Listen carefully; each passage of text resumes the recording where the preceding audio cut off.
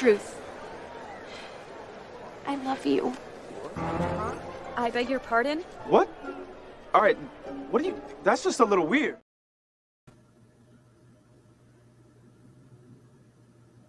I gotta do better with screen on these things because that wasn't in here earlier. I saw your boy this weekend. I know you're super jealous. No. I know you're jealous. No. What's up, everybody? Happy Sunday. We are back from Indiana. Bittersweet weekend, I guess you'd call it. It was a shorter weekend than we were expecting to stay, as I'm sure a lot of you know, because the weather that was coming in for War in the Woods this weekend. So got home a day earlier, which was actually nice. Gave some time to settle back in here and get ready for tonight's show and catch up on some sleep, to be honest. It was definitely a very busy couple of days coming up to War in the Woods, and it was definitely a very long night being there. So start off with our usual. Terry, what are we sipping on, as they say? I'm trying something new tonight. Oh, it's an American beer. It's called the Michelob Ultra. oh, you fucker. You know, we'll see how this goes. I'm still on the Stiegels. We had a couple left over from the weekend. I gave Limpy and the boys up at the front a taste of these because I don't think you have them. Don't give me that taste. Pineapple or what is that shit? Grapefruit? Grapefruit. But it's not like grapefruit, like as in eating a grapefruit. It's like candy style grape. Anyway, it's delicious. Anything grapefruit flavored it tastes like grapefruit. It's still good. Let's say shout out to everybody who's in the chat with us today. What's up, Tommy Cook? What's up, Patrick Swayze? Good to see you guys. Dalton, as always. What's up, Scott? Oh God, we got Dylan in the chat. That's dangerous. I told him he was late. He didn't care. He said, "What's up, John? How are you tonight? Hope everyone had a great weekend this weekend. I know we had a good weekend. Didn't listen to Maxwell. We'll get to that. What's up, AJ from Florida? Hope you're enjoying the heat. I've heard it's been hot down there lately. What's up, Rob? So, it's looking for Terry and War in the Woods couldn't find him. Terry didn't make it this year. He was there last year with us. I think this year you're planning on coming to Ohio this year with us, Terry? Yeah, Terry's coming this year to Ohio for the KD Cash Days. So anyone who wants to meet the celebrity himself, he's blessing us with his presence because he heard Billy's coming to. Well, he wanted to go to Ohio. He keeps asking me to find out Billy's personal address so he can sit in the bushes. But I respect the SRC family and will not disclose their location to anybody. I don't know why you guys. Sorry, Terry. 38 people in here to see you. I don't get it. What's up, Jason? How's it going? That's funny you just said that. We will be dropping the new website tonight. We finally got it finished and up and running. All the merch, anything sinister you want will be on the website. We are just in the middle of working on getting everything like shipping included kind of deal. Right now it's shipping just because we haven't worked out all the details on it. But eventually all the prices will be like everyone else, I think. Well, most places where shipping's included. What's up, Jeremy? Missed you this weekend.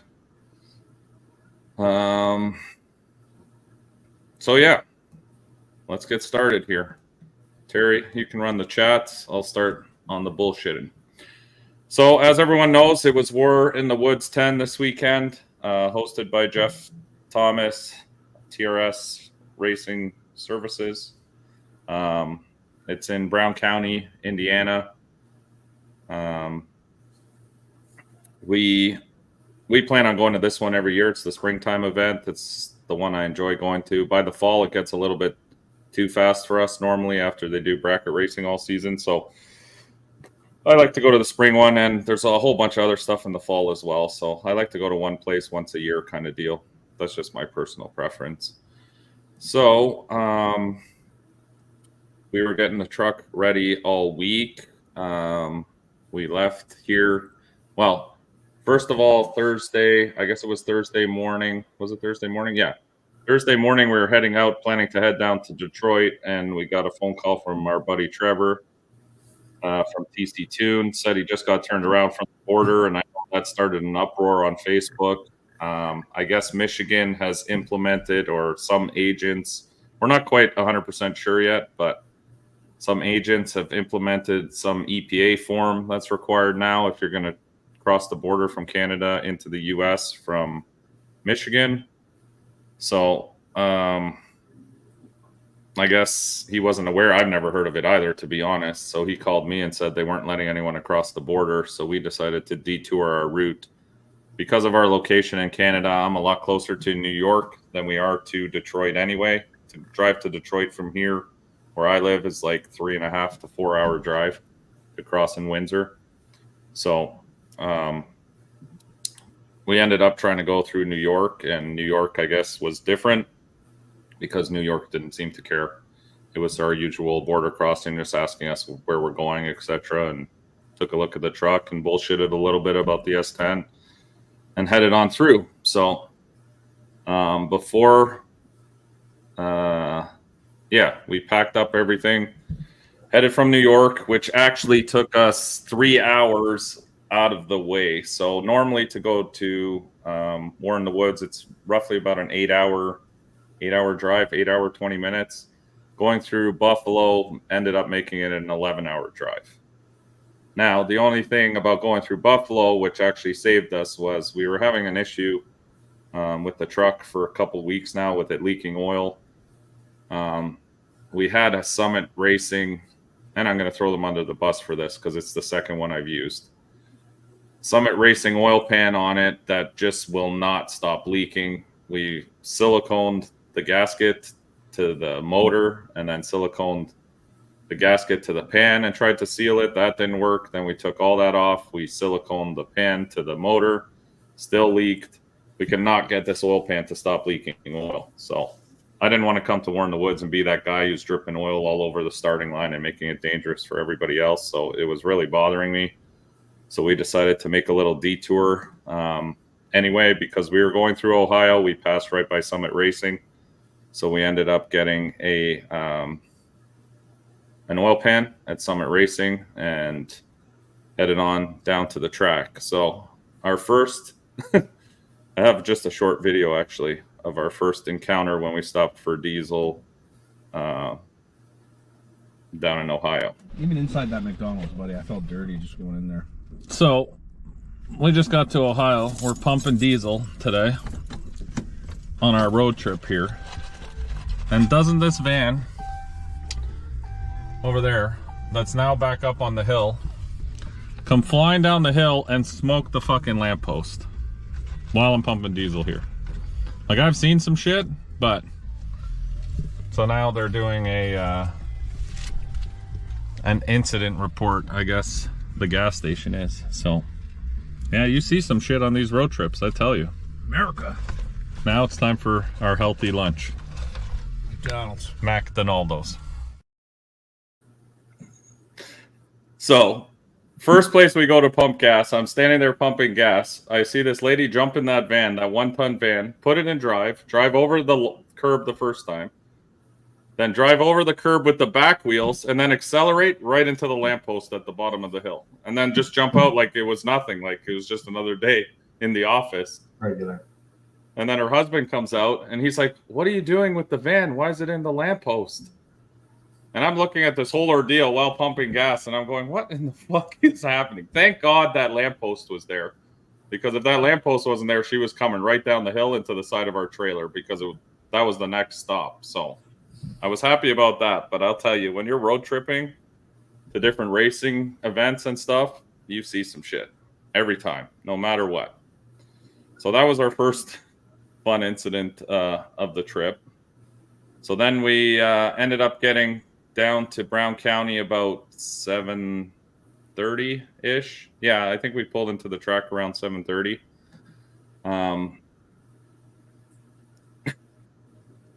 That's true.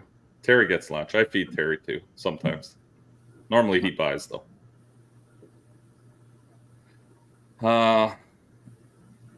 So we got to Brown County at 7:30. If some of you watch the table, which I'm sure a lot of you do, the table had a big live going on, so I had to rush down to the stage there. Jeff Thomas was kind enough to buy us all dinner, and it was phenomenal. He bought us these steaks from a local restaurant there, steaks, potatoes, delicious. I was mad about that. Oh, I would have been mad too because they were good. So we hung out with the boys for a little bit, and then they started pounding shots and getting a little bit rowdy up there on the stage. And honestly, the only thing in my head was fixing that stupid oil pan, because if we didn't fix that oil pan, we weren't racing. And after driving that whole way with the truck and the trailer, I definitely wanted to be racing. So that's why we snuck out the back on the table there and then hang out with the boys the full time. It was stressing me out knowing that we had that problem with the pan. So I shot back up to the trailer. We started to get to work on that. And I think by the time it was all done, we were looking at, it was probably like 1:30 or something at night. We have just a short clip that Andrew took while I was working under the truck. Well, it's, what time is it now? It's like 1:30. 1:30. Yeah. We came here. I fixed the oil pan at the shop before we left. Started up the truck to load it in the trailer, and it looked like a mini Niagara Falls coming out of the oil pan. So we stopped at Summit, as you know, on the way here, and we've been working away for the past 3 hours trying to get this new oil pan that didn't exactly fit like the old one in, but we've done some modification, and hopefully as long as this doesn't leak tomorrow, we're going to be racing, because we've definitely put in the effort, that's for sure. So After 10.5 hours of driving. after 10.5 hours of driving, I'm fucking exhausted, but we're going to get this done. Oh, fuck. As you can tell, Trevor wasn't hanging out with us helping. He was down there drinking, so he just appeared out of nowhere and just starts yelling at everybody. Oh, he was hilarious. They were having a It was a blast. good time. But we ended up fitting the new oil pan was a touch bigger than the old one I was using. And on the S10, it's so tight between, you've worked on it with me.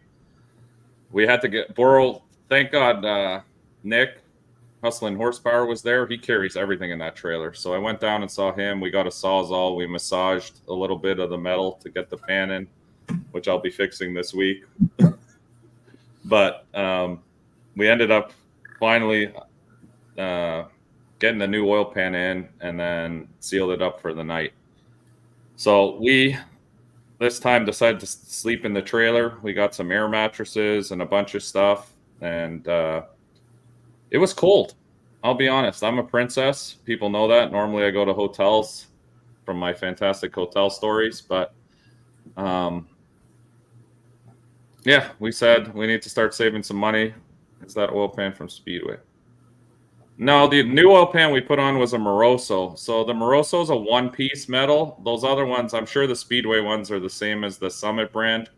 They're like a dual layer. I don't know what was going on with this pan, but it didn't matter what you did. It just constantly leaked. So we ended up using that other oil pan as the jack stabilizer on the front of the trailer, because that's pretty much all it was good for, because I didn't have a wood block. So yeah, we slept in the trailer the first night. It was very damp. Like Indiana at night is like Florida. Remember how like it gets like damp cold? It gets wet, yeah.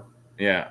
We should have left the heat on in the trailer or something just to dry the air, I guess it is, because about at 3 a.m., the air mattress I was on felt like I pissed my pants and it was cold. Everything was like wet. I saw you had moonshine. I know you probably got into that Fireball keg. Well, we did a little bit, but like I said, I wanted to fix the truck. That was the only thing on my mind. Normally, I'd like to party with those boys, and I'm kind of glad I didn't, because Trevor looked like straight shit in the morning. He's hurting. He was hurting. So I'm happy I didn't feel like that. But realistically, by the time they started racing, you probably would have been. Yeah, it was real moist. By the time we started racing, you probably still would have been okay because we didn't start racing till later. So that takes us to Saturday morning, right? No, Friday morning. Friday morning. Yes, because we're back one day. So Friday morning, we started hearing all the grumblings about Saturday. The weather started to look worse than it did prior, and a lot of rain was moving in. So I know they were talking about maybe doing a Friday first round in all the classes and then holding off until Sunday to finish the race, which, I mean, kind of sucks, but we were like, whatever, we're here now. It is what it is. If we have to come back a day later, we'll go back a day later. So, so they decided the night before, which also put the pressure on me for the oil pan, that drivers meeting was going to be at 2 or 3, racing at 4 or racing at 3. But the first class was True Street, which was the class that we'd come down to race in. So, fired up the truck first thing in the morning. There were no more leaks, thank God. So, shout out to Moroso. At least you make a good pan. We have no more leaks now with the truck, so I'm happy about that. We started to get the truck all ready. You know me, Terry. I like to be early and be ready. I hate rushing. The worst thing I hate is showing up to a race at like chip draw and having to rush. It never works out well for us. So we got the truck all ready. We went down to the driver's meeting. Standard driver's meeting stuff. War in the Woods has those cool helmets, which are a cool trophy. I showed them in the beginning clip. They did the usual driver's meeting, and then I don't know what time we actually started racing. 6? 5? I'd say It 5. felt. I feel like I started watching at 4 because that's when I thought it was going hard, but they weren't running yet. Yeah. So, to answer Tommy Cook's question before I go too far, I don't think they ended up foot racing. Trevor was not feeling so great Friday. I'll put it that way. So a foot race probably wouldn't have been. He was down a few cylinders. We'll put it that way. So, yeah, racing started around 4:30 or 5. So True Street was the first class. We went up to the line. Now, this is the first event I've ever ran on a radial. I don't run radials. We got out to the track a week prior, and I'll be honest, it was horrible testing. I could not get these things to work. We were trying different air pressures, different shock settings. I was talking to a few people, even on the way to War in the Woods, about their thoughts on different things. So my number one goal in first round was just don't go up there and pull our usual move and just smoke the tires the whole 660 and be out first round. I wanted a clean A to B pass because I figured with the power the truck makes now, even if we were to leave a little bit slower, we should be able to back half, all depending on who you're racing. But really, I just wanted to get some data into first round. And I'll give you guys the pass. This was our first round. Let me look here. True Street round 1. This is it, Terry? Mm-hmm. Okay. This was our round 1 pass.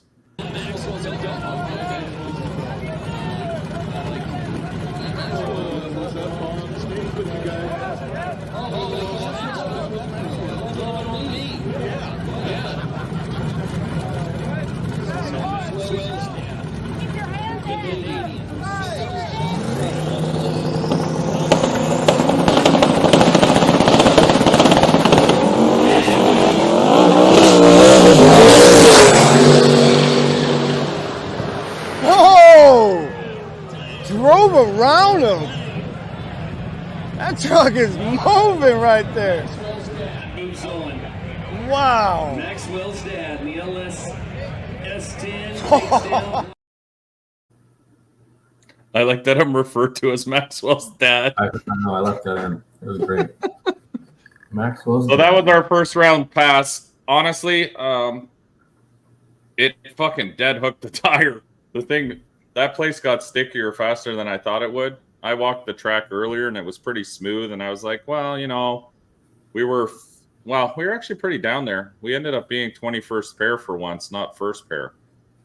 So I definitely could have put more into the 60, but like I said, it was a clean A to B. Luckily, the guy beside me got a little out of it in the bumps out back, and we were able to go around him. So knowing that now, I was more confident to put more into the 60 because the track was coming around. It was getting a lot better. So just to give anyone who's watching, if you've never been to War in the Woods, I thought I'd give you guys the in-car so you can kind of see what it looks like when you're in a car actually racing there. I always find that stuff cool when you see exactly what you're dealing with as a driver. So this was first round in the actual truck.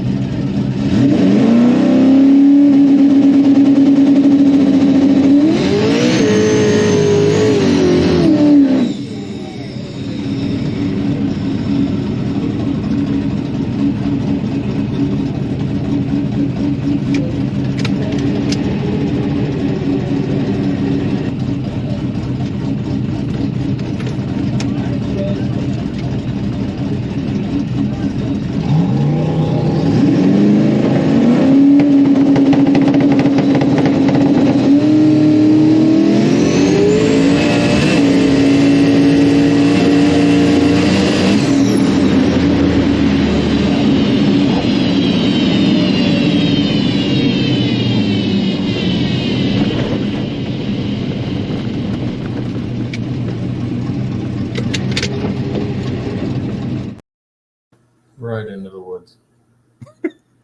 right past them. I gotta order some rear brakes for that truck because the problem is, and I'm sure you can hear in that video, when I get on the brakes, the front tires start locking, and we didn't have spare front tires. So anyone who knows about skinnies, if you lock those tires up, they're garbage. It's over. Your day's done. So I was trying to get it to stop, but next pass I pulled the chute because I thought I would stop on brakes. No. It went right past that. We had too much mile an hour out back for that truck to slow down. So, yes, I know you'll give me shit about gloves. I'm trying to find a pair of gloves that I had a pair of racing gloves. I really don't like them. I can't hold the wheel properly. So, that kind of gives you an idea of how it feels when you're going down that strip. It's short, quick. The road is very narrow, and there is not a lot of shutdown. And then also we took a video on the way back. It's kind of cool when everyone's on the sidelines, but the return road is just as sketchy as the...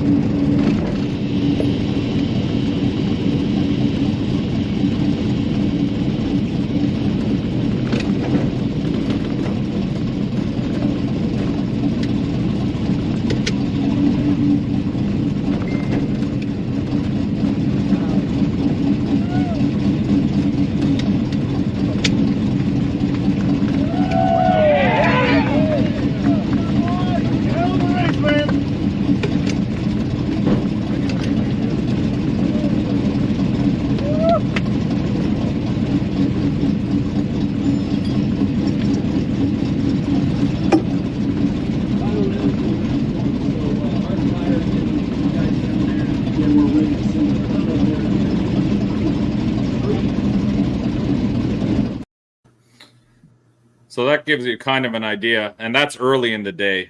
Once everyone starts drinking and that lane fills up, it is very hard to bring your car back. I'll tell you that much. Yeah. It was a lot more challenging. Yeah,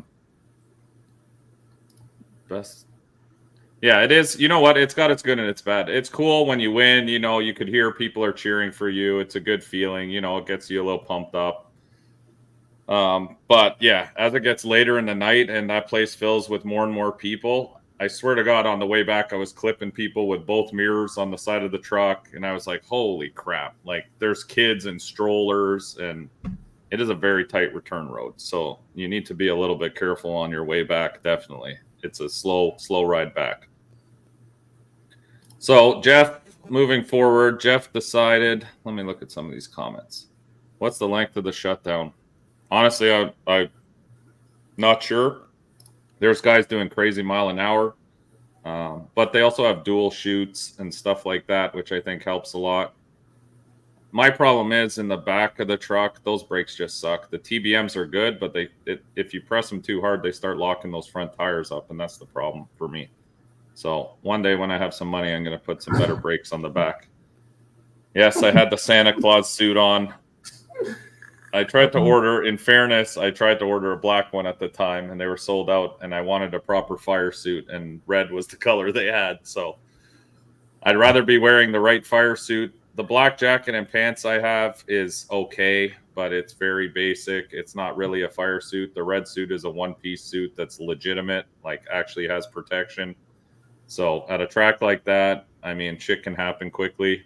I don't want to find out. And like I've preached in my lives on here, I don't want to lose my wiener in a fire. So it's nice and protected in that suit. Wouldn't have to be a big fucking fire. No.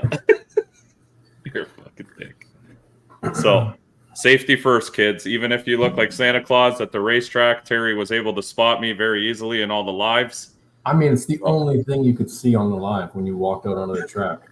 It was ridiculous. Safety first.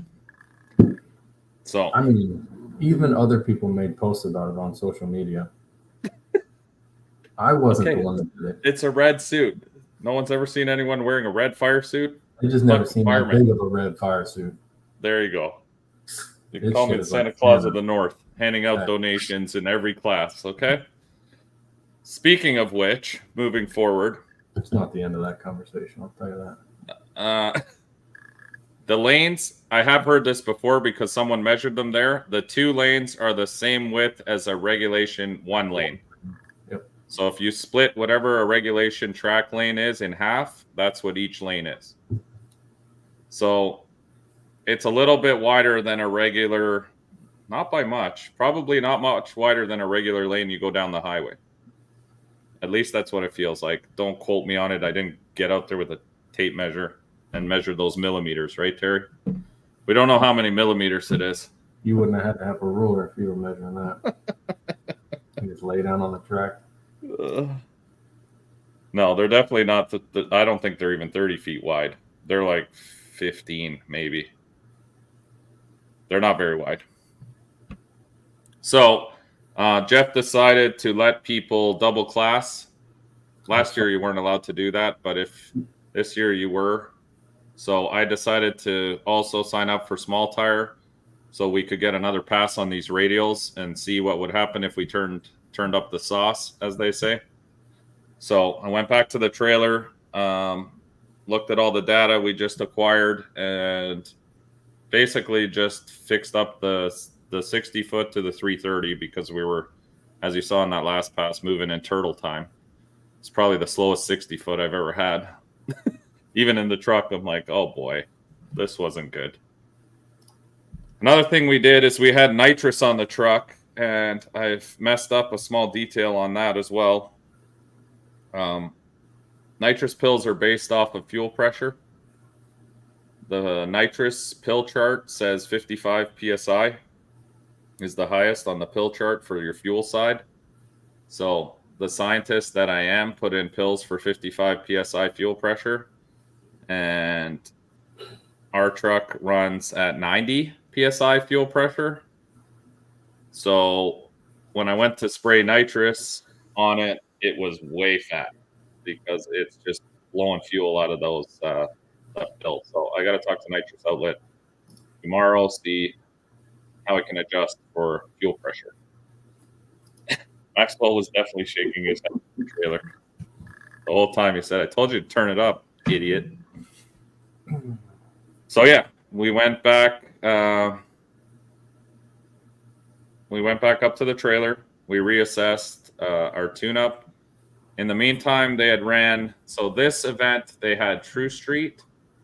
They had 26s. 26s was pretty gangster. But I feel like 26s are not nowadays with all the knowledge that people have on 28s. I didn't see 26s as really being a disadvantage as much as maybe it would have been prior, because those guys on 26s were flying. They were flying, and it didn't look like they were struggling as bad. So they had 26s. Then they had, what else did they have? I know they had the bike class. The bikes, they had big tire, that small tire. Oh yeah, big tire. They had big tire, small tire, 26s, True Street, and a bike class. I know a lot of people were complaining about the bike class, at least around me. This was just common. They said it's boring. They don't like watching it, whatever. But I mean, the bike guys have a good time, so they come and they showed up. So that's better than, you know, some people say they want classes for this, that, and the other thing, and they never even show up. Bike guys, when they say they want a bike class, they show up. So I thought it was cool. I had no problem. I think, you know, racing's racing. I don't have a lot of time to watch racing anyway. When you're there, you're working on your own shit, trying to figure your own stuff out. So, oh, and hard tire. Yeah. Sorry, I missed that one too. They had hard tire as well.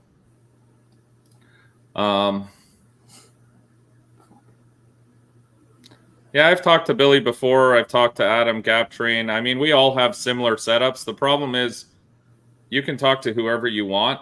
Every truck is all different. Like, Billy has turbos in the front. I have turbos in the bed. Adam has a turbo above his truck. We set up our trucks differently, and I've tried to follow other people's examples and set up my truck like they have, and it doesn't work for me.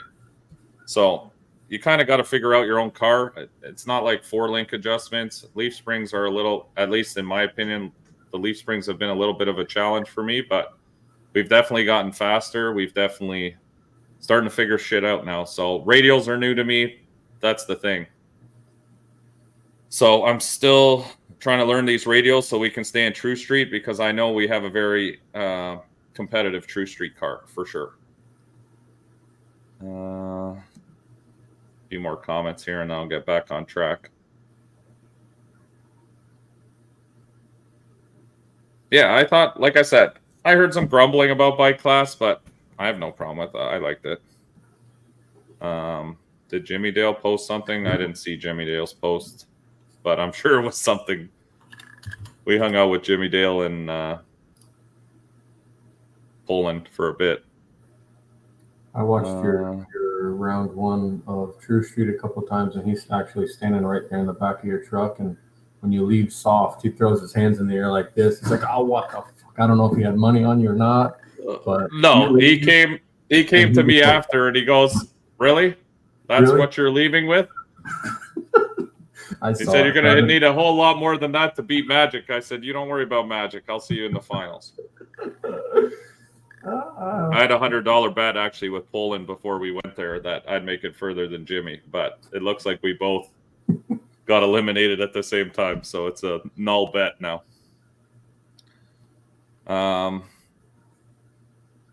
So yeah, we decided to sign it up. I'm going to get back on track here. We decided to sign up for small tire, get another test hit on these Hoosier QTPs. I still don't know if I'm sold on them. We have a pair of Mickeys as well. I'm going to try those next time we go out testing. I just like to see the difference. Like I said, they're all kind of new to me. So we signed up for small tire, and we ended up being 15th pair against, now I'm forgetting his name. It ended up being the guy who wiped that car out later in the night, that white Mustang. I felt bad for him after seeing that, because that was a really nice car. In the left lane? Yeah. Later on in the night, he ended up hurting the car. I believe that was him. So this is our small tire pass, round one.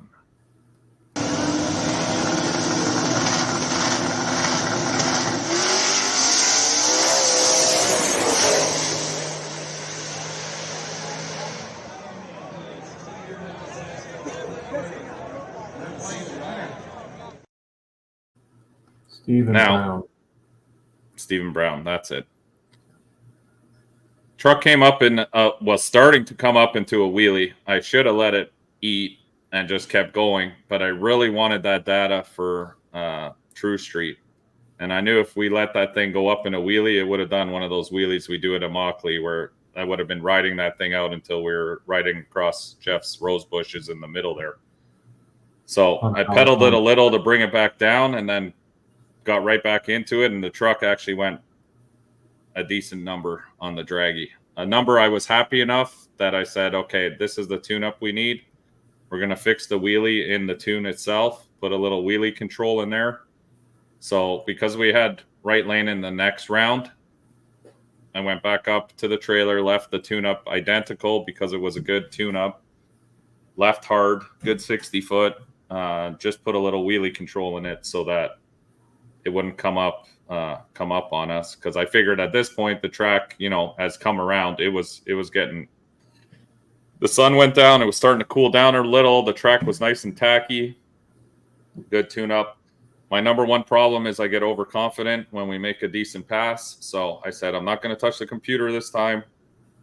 Just going to add some wheelie control, slow down the tire a little bit right out of the 60. And then that tune-up should have been plenty for next round of True Street. So between small tire and True Street, I don't know how long that was. It felt like an eternity. But I guess it wasn't too long. So we ended up drawing first pair in second round for True Street, which I didn't care at that point. We had the right tune-up we wanted. We had the shocks, everything else. I was comfortable with where the truck was sitting. I think I tightened up the front just a hair to try to control the wheelie again, to get it to come out straight, nice. I mean, the S10's always gone straight for me. I've been lucky like that.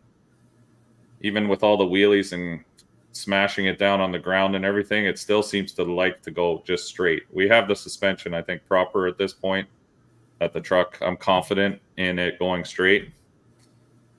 In hindsight, I probably should have just let it do a monster wheelie. I probably would have won that money in the wheelie contest. But we were there to try to win True Street, so I really actually wanted to try to go rounds. So we went back to the pits, like I said, didn't change anything, just kind of rolled with that tune-up, added a little bit of wheelie control in the tune-up, and good to go. I shut off the nitrous system because we figured, like I said, we didn't have any other pills with us. I could have went and saw Poland and those guys, I'm sure, and got nitrous pills and fixed this and that, but we really didn't need it. I didn't use it on that pass in small tire anyway. It was more there for like auxiliary, a little, little extra steam when you needed it. So, yeah, we waited for True Street. They called True Street down to the lanes, and we were there ready. I got out of the truck, walked back up to the lanes. Everything was pretty similar. Big Tire was just running in front of us. So I was like, it's great. Big Tire, keep the heat in the track. Because now it was getting cool. And I even noticed on the wing, the dew was starting to set. Like all my nickels on the wing were starting to get a little damp. And I could feel it when I ran my hand across it that, the dew was coming out. But the track was still warm because guys were running on it. So we were good. And then after Big Tire, they shut everything down for supposedly 15 minutes for a break, which I get. I mean, Limpy needs probably some time and stuff. And they were talking about doing chip draw. But that 15 minutes ended up turning into, I don't even know how long. It felt like eternity. 45, maybe 50. I would guess it was more than 30. Yeah. So people were getting antsy. I know a lot of the whole True Street class was sitting there waiting. And then guys started coming up and they were asking me, they're like, what's going on? Why aren't we running? Why aren't you guys going? This and that. I'm like, I have no idea, dude. It's not my race. I'm just a racer. So I went up and asked Limpy, and he said they were waiting to do chip draw. I guess they have to do chip draw live. Which again, I mean, if you're trying to put in a race, then this is just my opinion. I know it's hard to run races, but if you're trying to jam a race in before rain's coming, I would say just do chip draw live and keep running cars so that the track stays semi-dry. That's my opinion. I know they had a lot going on. I mean, that's a huge event. We've never ran an event that big. I don't know what it takes to do it, but if it were my event in the future, I would keep the cars running if that's the kind of thing we're trying to do, because I know it went right until 10:30 in the morning. Yeah, I woke back up and turned it back on at 8, and they were starting semifinals. So I think it was 17 and a half hours. Yeah. So I got a little frustrated because we were waiting. We were ready. Like, we put ice in the box. Like, we were first pair. I was ready to go. We strapped in, got unstrapped, strapped in, got unstrapped. Then they told us to pull up, and I was like, fuck yeah, we're ready to go. Got everything going, and then we stopped again. And I was like, okay, I don't know what's happening. So, long story short, it ended up being like 45 or 50 minutes. We lined up, and this was the pass. Where do we got it here? True Street, round 2.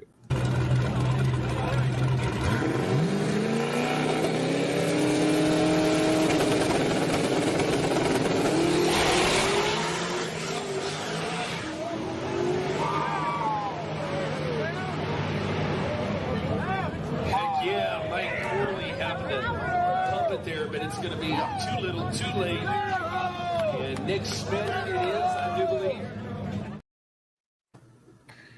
So, it looks like the right lane got a little bit of moisture or something on the right side. Maybe it cooled down and was no longer as sticky, but it's 60 foot for about not even 60 feet and then lit the tires on fire, which kind of blew my mind considering how much timing I took out for the wheelie control. It should have slowed it down enough that it would have caught that, but we ended up blowing off the tires there, which frustrated the shit out of me because that was a good, like I said, that tune-up just worked prior, but I should have went back. It's my own mistake. I should have went back. I should have turned things down, knowing that we had sat there for so long. So I got a little frustrated about that. I know I called you, Terry, freaking out or messaging you. Big. I was a little bitter about the whole situation at that point.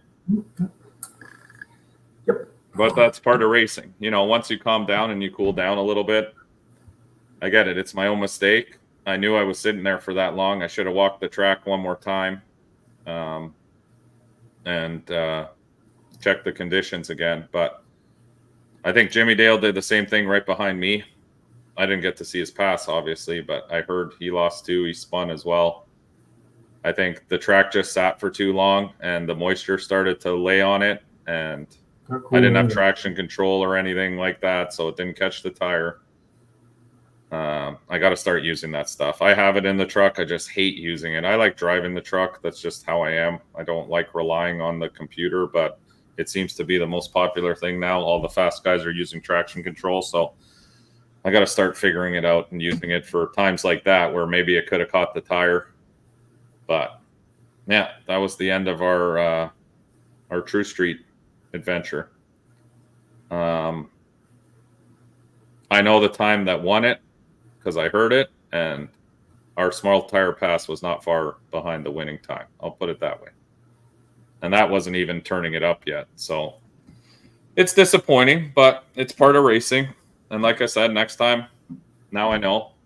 Don't be so confident in your tune-ups. Maybe double check. And if you're sitting for a while, it might be time to reassess the computer. But at the time, I thought we were going right after big tire, so I was confident in the track conditions. I figured they stay the way they are. The other problem with War in the Woods is as soon as they stop racing, everybody crowds onto the starting line and they drag. Like, I was looking, there's sticks, shit that's stuck to people's. You saw it when you were there. Yeah. Guys are throwing dice. Guys are walking up and down the track. Now all the shit they drug up there with their shoes is now stuck to the rubber. It turns a little bit messy, but it is what it is. So mistakes were made, and we've learned from it. Like I said, next time when I'm sitting that long, I'm going to reassess. And I even looked at Trevor, and I told him too after a while, which sucks. I'm like, you think maybe we should turn it down a little now that we've been sitting here for so long? I feel like the dude's really starting to set in. And he's like, every time you touch that computer, something gets fucked up. And I was like, yeah, you're right. We'll leave it alone. So this time it fucked me up, not touching it. So lesson learned. But we're going to go back now and spend a little more time on these drag radials and get the truck ironed out. I'm actually very confident in what we have for the True Street class. I think this truck's going to end up being a competitor, or at least be able to go rounds with it for sure. We just need to spend a little more time on these radials and figure them out so that we can get back into the winner circle, because trust me, I hate losing. As much as it seems like I lose a lot, I do, and I hate it every time. So Saturday night, Saturday or Friday night, they just kept running. Yeah. We tried to go to sleep. Like, I went to the trailer and tried to go to sleep, and we parked in the worst possible spot, I think, to try to sleep in a trailer, because cars were just going back and forth all night, and we were right at the top of the return road, basically, where everyone parked. So I'm a light sleeper. So I got up, I'd watch some racing, I'd go back to bed, or try to go to bed. You couldn't really sleep. But I was exhausted. It was a lot. I mean, it was basically my third day of not sleeping at night. So I was just wore out.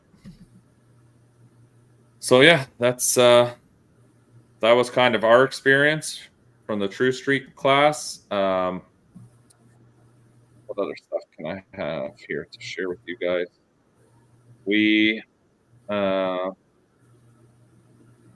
I got a bunch of pictures, actually cool pictures. Casey Photography, for anyone who doesn't know her, she is one of the photographers that do all our stuff down in Florida for all our events we host down in South Florida. She's an awesome photographer.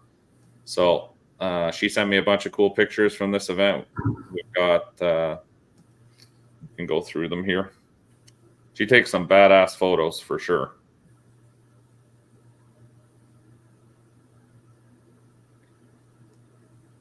This was the guy from Street Outlaws, was it not? This was From Varney? Texas. Was Yeah. this not Varney? Yeah. He was on really fastest in America. Yeah, This right thing on. was impressive too. Yeah. I watched him Yeah, make the a way- pass, and I was like, "Damn, Yeah, the way it left, I swore it was all-wheel drive. yeah!" Not with It those left hard. skinnies. Yeah, it was crazy. This car was fast too. There were a lot of fast cars. I always see him in Michigan. This is Todd Spears' car, no? Yeah, his new car.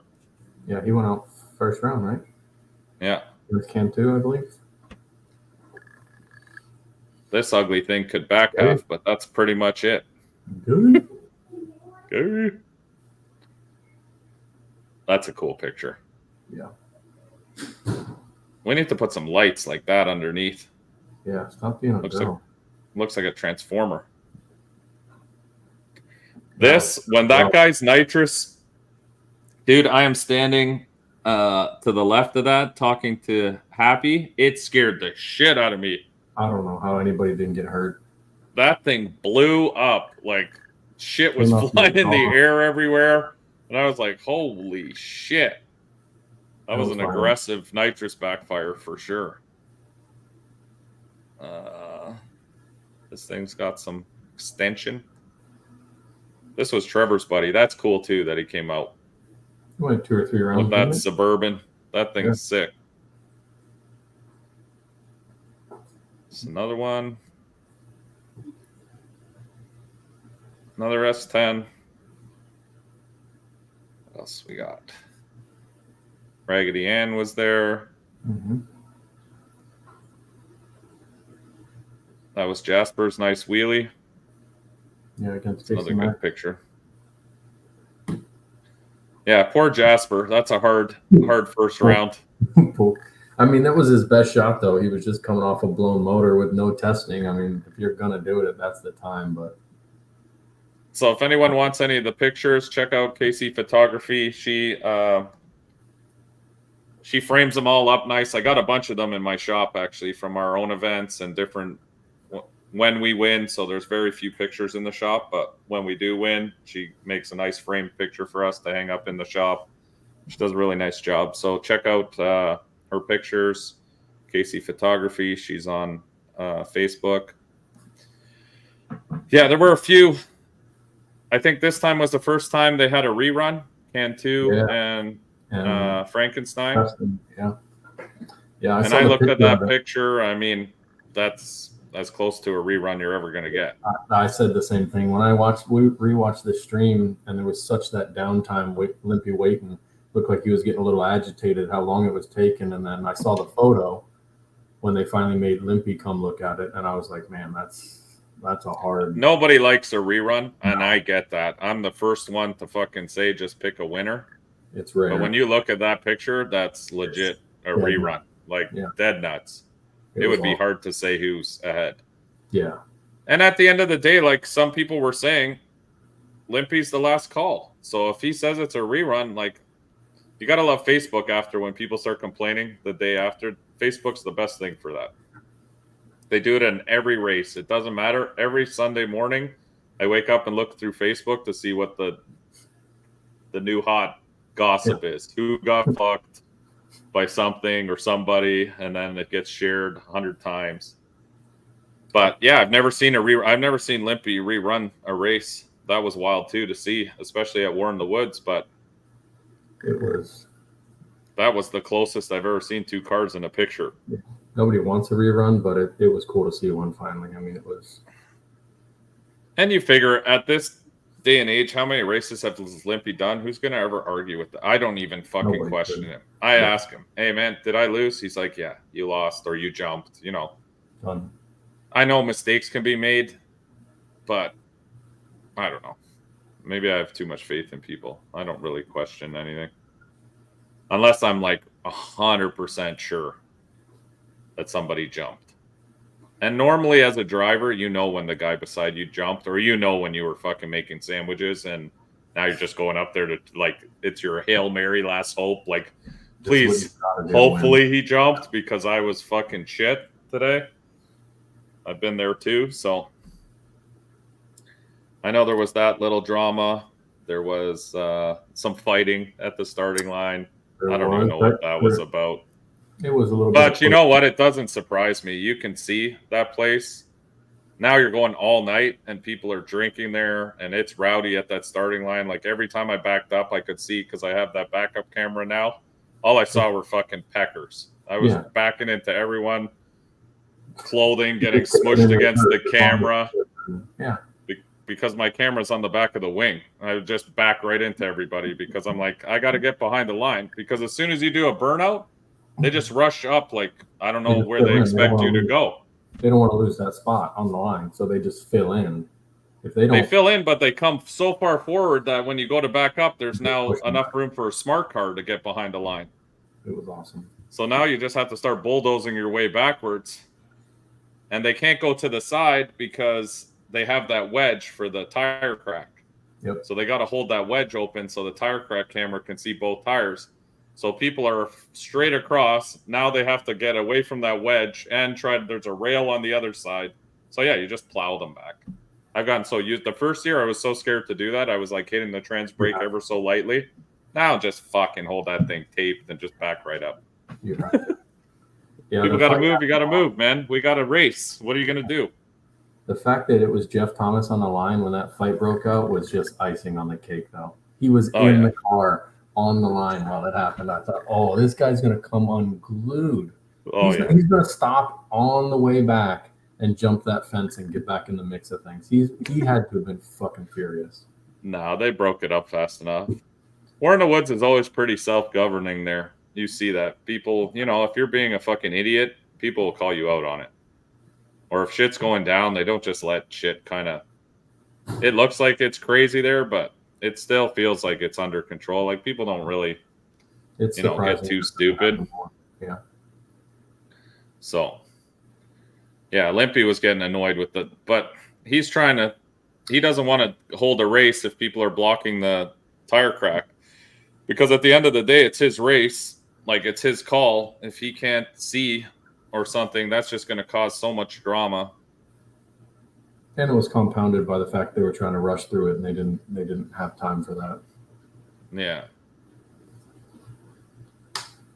Yeah, Justin Lee was on fire with 50 Cent, that green Daytona. He took out Casey Max, right?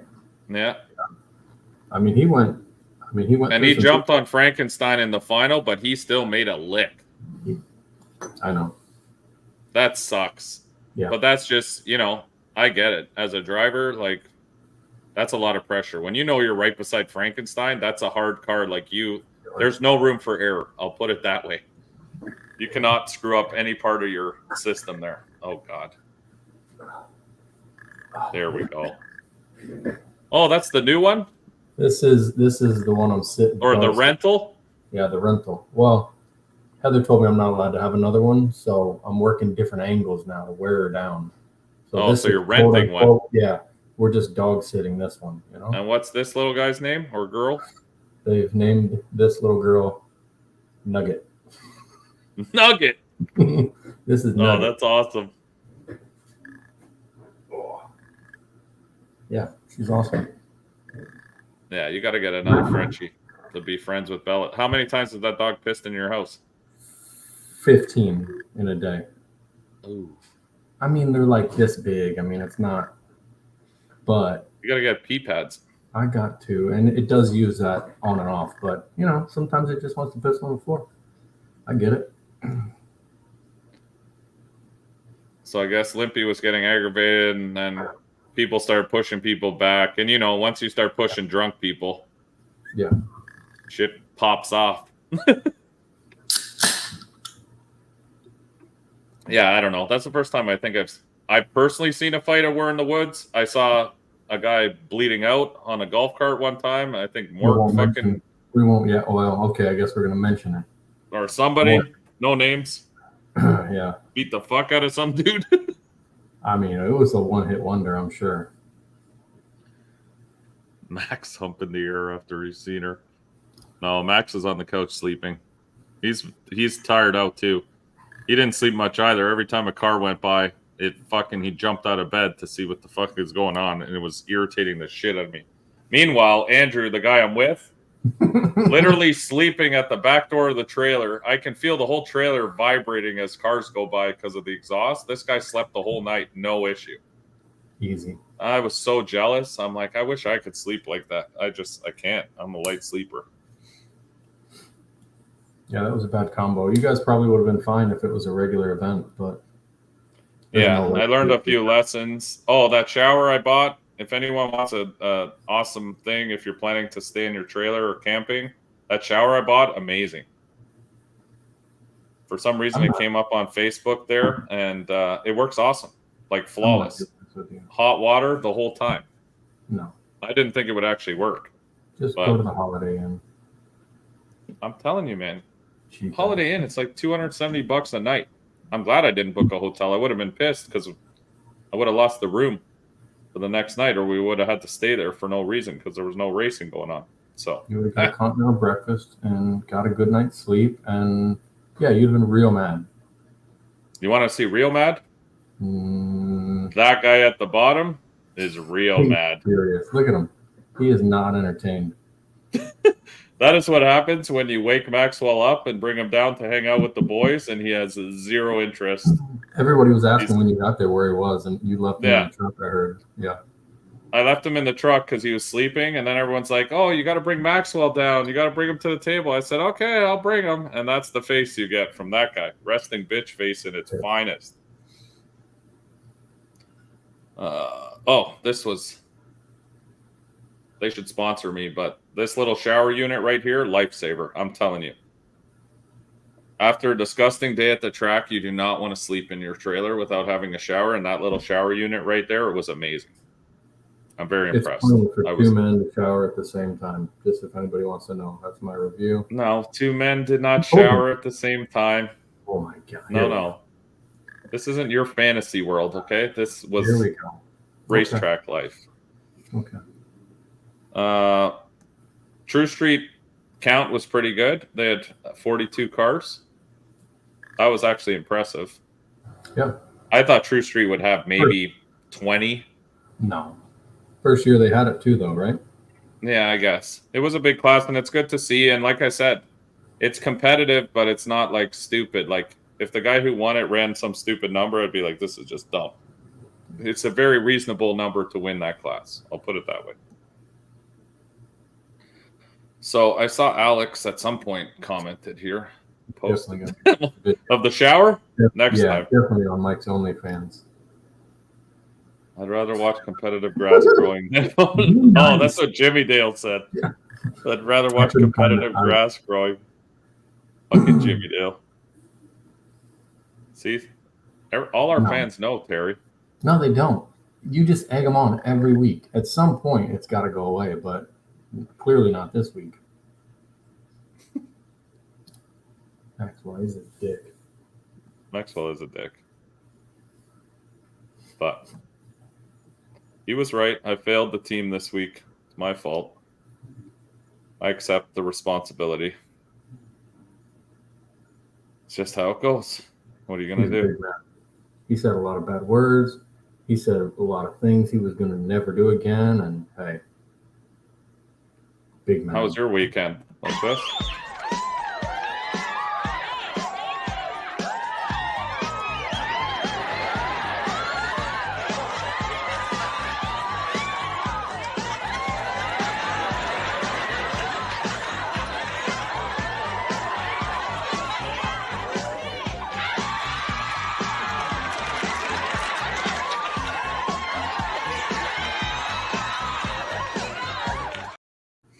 That's actually pretty accurate. Once I leave Florida, Terry's just out on his own. It's no racing. He doesn't know what to do with himself anymore. I could see that. The weird part is how the hell do you dance with your head on backwards like that? That's quite a talent. Perfect. Yeah, Corey Spooled Media put out a bunch of great fuck Corey's fast though, eh? I don't know if he's editing on the way back to the hotel, but yeah, he did Small Tire the very next morning, I think, was out, and then he's done Hard Tire and something else together. I don't know if he'll do True Street next or not. Maybe he's already done it even, but yeah, I saw he had 2 out already. Oh, I gotta look at my phone quickly. Stand by.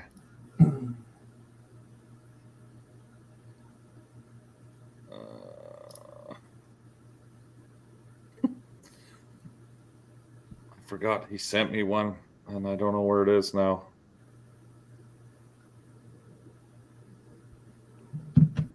Dalton, you have to send it again. I can't find it. Are you guys fucking teaming up on me here? Is this what's happening behind the scenes? We get viewer submissions sometimes that get sent to me. This isn't the table. You guys don't get to send them things on the backside. Once in a while, I get viewer submissions. No, it's not a viewer submission. You put them up to this every week. You egg them on. I don't egg them on. Okay, Terry. So let's hear Terry's rundown of the weekend. What you thought of War in the Woods. While you do that, I got to send Alex an invite. So you're gonna get me in trouble. No, I'm not. The stage. I don't know. I don't. No, I don't need to be big screen. So I'm you fuck. I'm in between. I get it. I get the rush because of the rain. Nobody wants to skip Saturday and then stick around for Sunday. That probably wasn't in everybody's plan. So you lose cars, you lose fans. But I think you lose fans either way. When I got up the next morning to try to watch semis in the final, I mean, there was very few people left. I mean, nobody could make it through, 18 hours of racing, standing around. So you lost fans either way. I think it's good for the racers. I can relate to that. They definitely got to get all their stuff in. We got a winner. I don't know if it's a lose-lose either way. I saw a lot of wrecks. I think I saw more wrecks than normal. I don't know if that has anything to do with running these guys for 17 or 18 hours straight. yeah, I don't know. I don't know how I felt about it. I'm kind of in between. If I had flown up there, I would have been leaving, Sunday morning. I wouldn't have been able to stick around for any racing on Sunday, personally. So I'd have probably been mad about that. But I also probably couldn't have stayed awake all night Friday night and watched finals either. I'd have missed out either way. So I don't know. It's a tough spot to be in for them.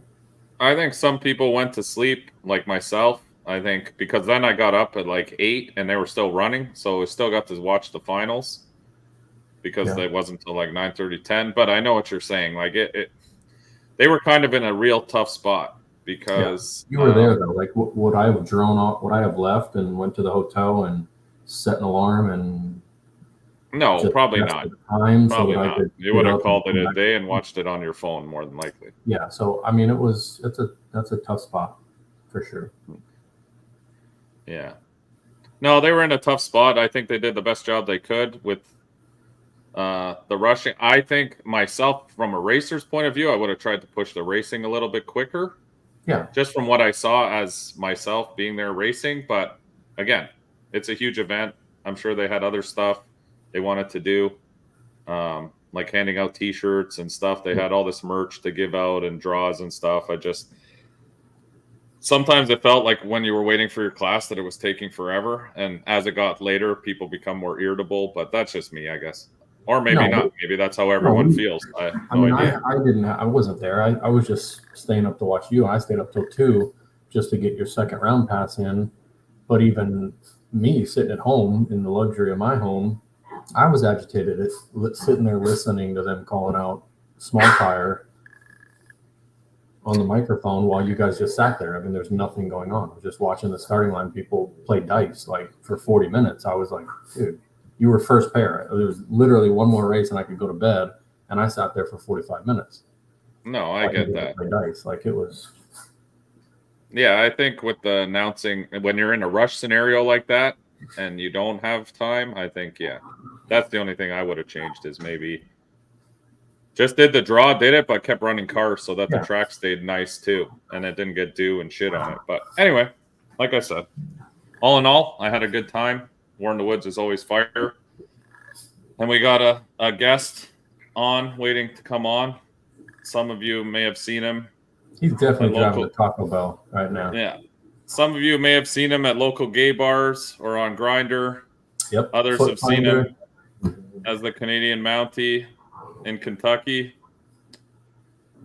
We'd like to welcome our next guest, the Bearded Wonder. All right, guys, gotta go. Hey, you better hold the wheel. We don't want you to crash. I'm holding it with my fucking dick. Wow. Canada's second best flagger has to carry on. Full self. Canada's #1 douche. What's up, brother? Well, what's up, fellas? Not much. And by the way, I am not on my way to Taco Bell. I'm actually on my way home from Taco Bell, a friend's house where earlier in the day we had Taco Bell. Yes. Well, I'm just gonna say this. Andrew and I stopped. I went to Starbucks, got coffee and a breakfast sandwich. He went to Taco Bell and got shit for breakfast. And today he's on the toilet all fucking day. He said his stomach's all fucked. I said, hey, bud, that's what happens when you get the... That sounds like a him problem, dude. I got an iron gut. I can eat anything. Nothing. When your meat comes out of a caulking gun, that's the kind of problems you live with. Dude, I wish there was a way I could just like right on the end of that thing, dude. Sprinkle some cheese in there as I'm getting it. Doesn't sound gay at all. No. Fuck yeah. Be awesome. So we brought you on so you can tell us you were not at War in the Woods with us this weekend. I was not. I kind of had to pick between going to the King of the South or War in the Woods just for time off at work, only to find out that I probably could have got the time off to go to both, but whatever. I'll go to War in the Woods in the fall, just like I did last year. So I stayed home, and then I stayed local this weekend. So you This weekend we're flagging for the other Canadian No Prep series, the 519 Pro Street. Yes, sir. And for the local guys, or for the non-local guys, we have 2 people in Canada that host events. I've said it before in some of our other lives. There's Ontario Street Outlaws, which Alex used to work for, no longer works for, and now and 519 No Prep. What's that? Yeah. Kill the feed? Pro Street 519. Pro Street 519. Anyway, they had an event this weekend at Grand Bend Raceway, which they do at the back of the track there. We've been to a few of them. I think it was like a last minute thrown together thing, kind of. Yeah, he got the date, I want to say 3 weeks ago, and was like, what do you think? And I was like, I don't know. It's going to be tough. And it was tough. Not like, I mean, it's tough. Last minute dates, you know, people got everything on their calendar already. And, you know, racing is like, it's like extra spending. You know what I mean? Like, it's a hobby. So when money's tight, which I'm sure it is for everyone this year, it's been a rough year already. That's the first thing that's going to go. And when you have, hey, we're doing a race in a couple of weeks, it's tough for a lot of people to make that sort of a deal on last minute. Yeah, so from the feedback I got, the car count was probably the lowest it's been to date for that event. Yeah, it definitely was. And I honestly think it was just trying to throw together a last minute deal. Just, you know, didn't really work out this time. Yeah. So I think now I'm hoping. Yeah. No, go ahead. So I'm hoping he has an event in 2 weeks at St. Thomas again, but it was on the schedule the whole time. So I'm hoping the car count is back up to something we're like, you know, happy with, like a good car count. And I'm sure it will be because people like St. Thomas and they like that surface there. So myself personally, I love Grand Bend. That's my favorite. And I had some of the local guys asking me why all the Windsor guys weren't at Grand Bend this weekend. Who? Honestly, like no one's car is really ready. There's a lot of guys that just aren't ready. No one's racing. Because even in Daily Driver, I think, didn't Daily Driver only have 2 cars? Yeah.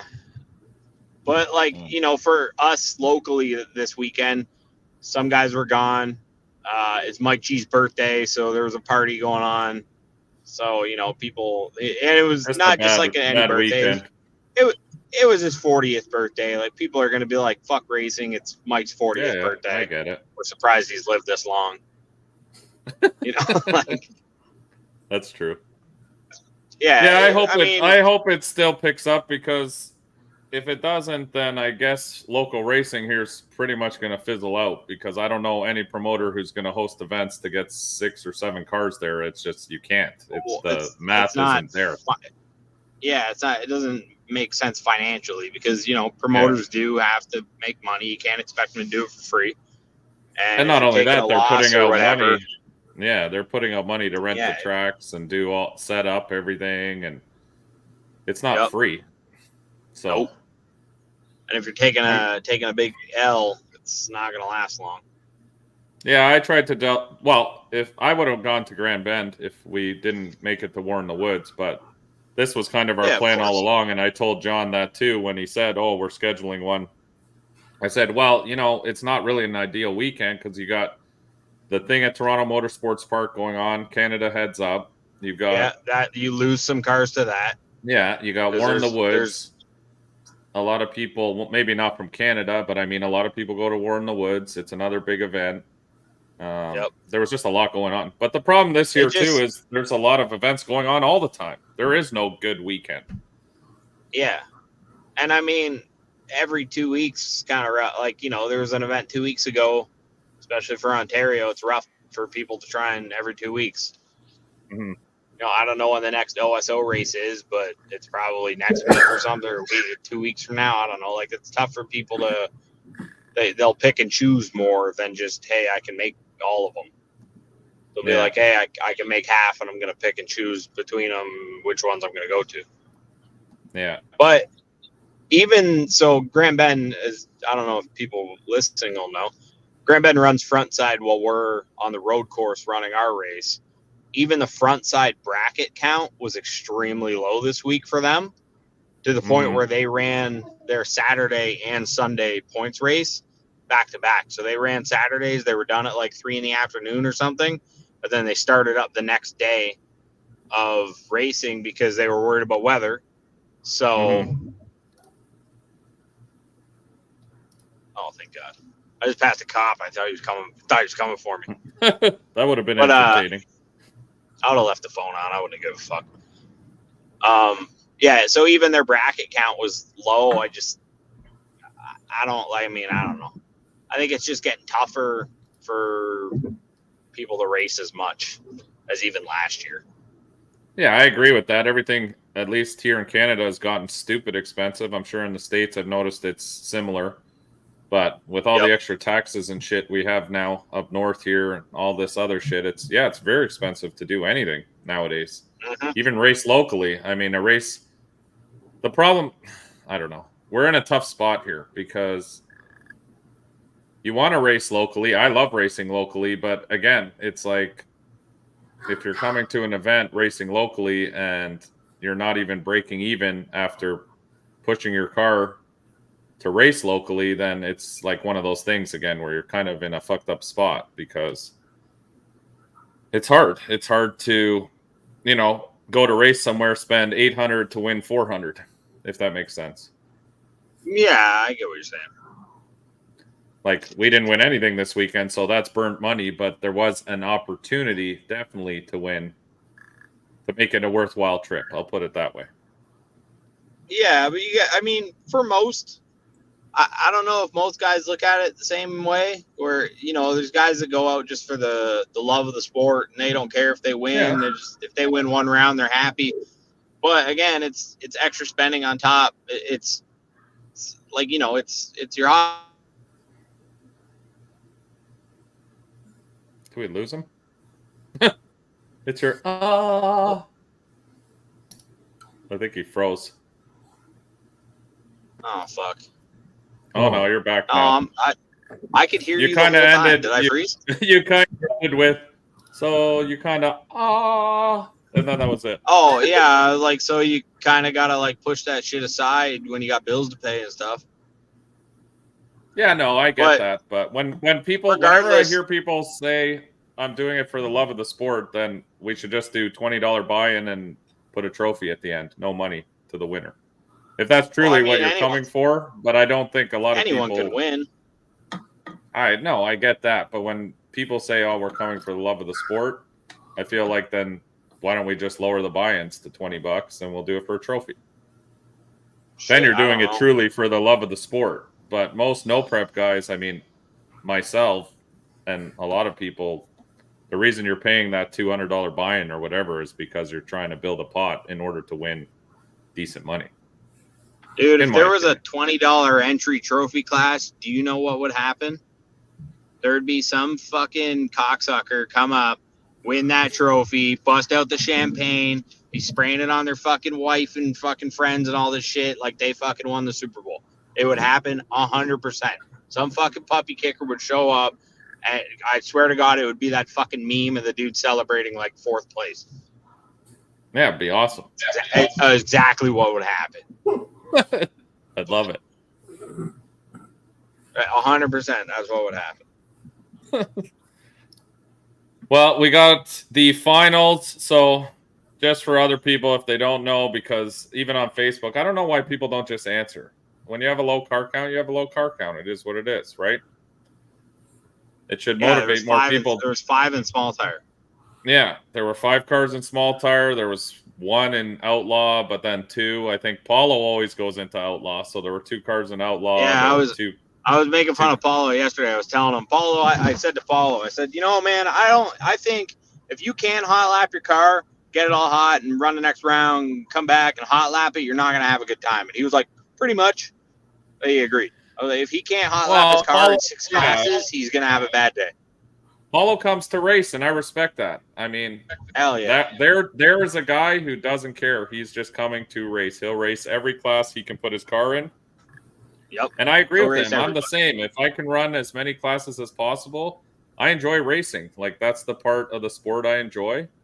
And we enter every class we can because it just means more, especially when you're traveling. Like, I was happy that Jeff let us double class because it gave me one more hit on the track. It was more, racing is like drugs indirectly. When you're in that driver's seat in that moment, doing that burnout at War in the Woods, your adrenaline level is at an all-time high. It's crazy. It's just a feeling, right?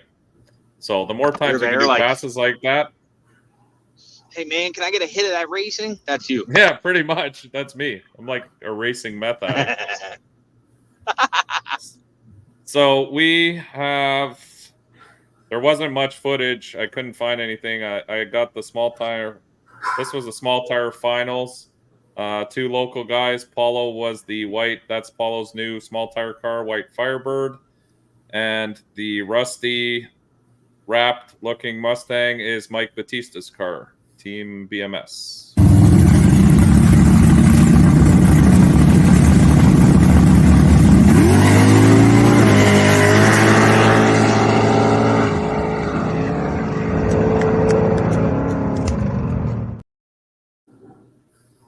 See, we got to see the flagger there. Good looking dude. Did that play? Yeah.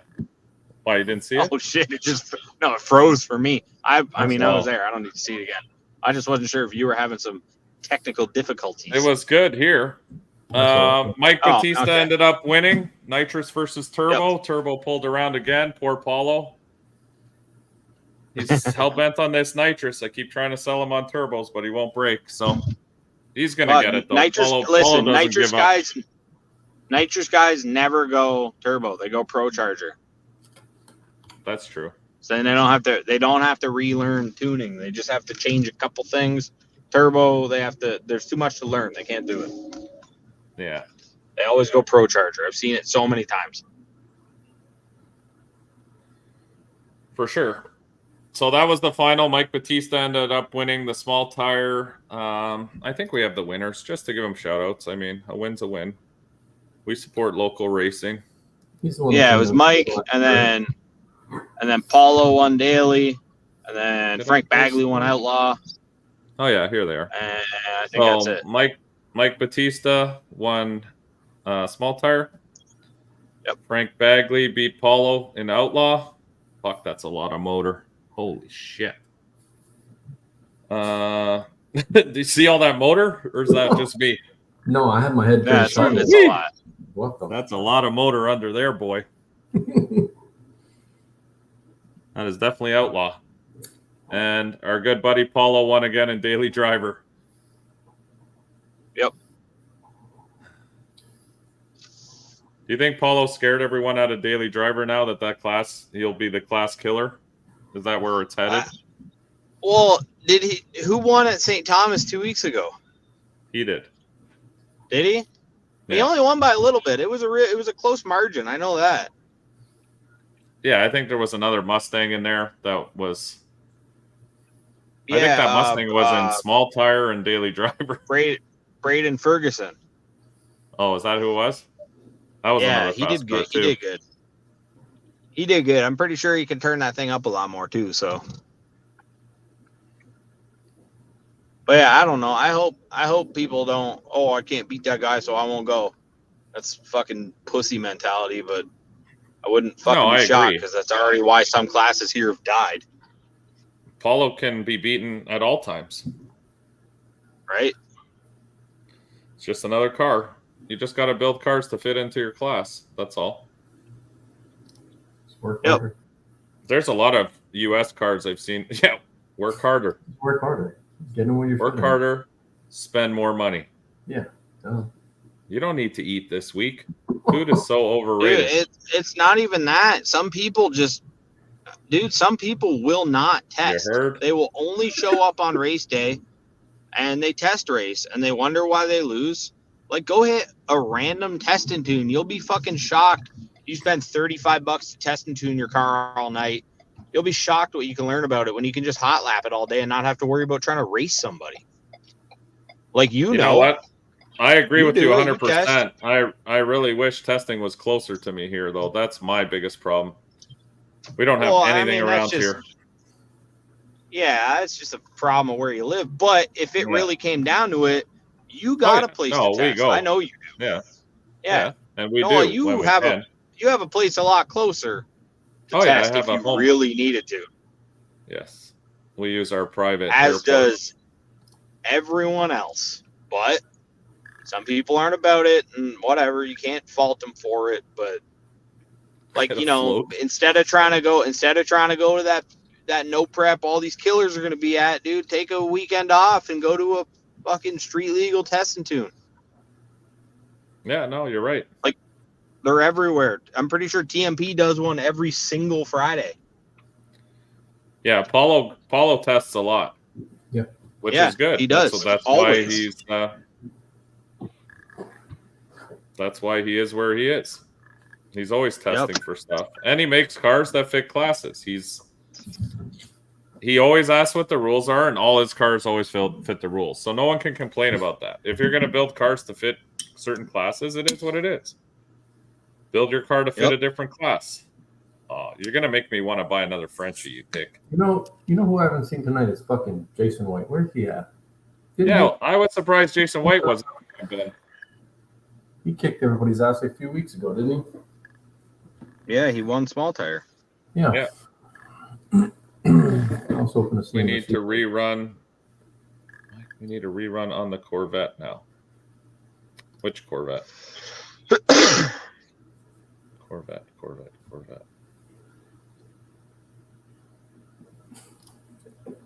You fuck. Did Trevor have fun? We didn't. Trevor was happy, then not happy, then happy, then not happy. I think he was disappointed, and I would have been the same. I mean, he's a trooper for coming to War in the Woods without his car anyway.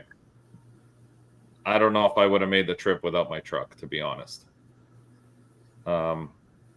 He seemed to be all right, but I don't know what that deal is with the border, because when you really look into it, he got fucked, because a plated car should not be. It doesn't fit the bullshit regulations that the fucking EPA wants to do to, like, the types of cars they're going after. It doesn't make sense, but it does because they're they're not cars. They're fucking home, but it's essentially go-karts, like dragsters and dirt cars and shit aren't cars.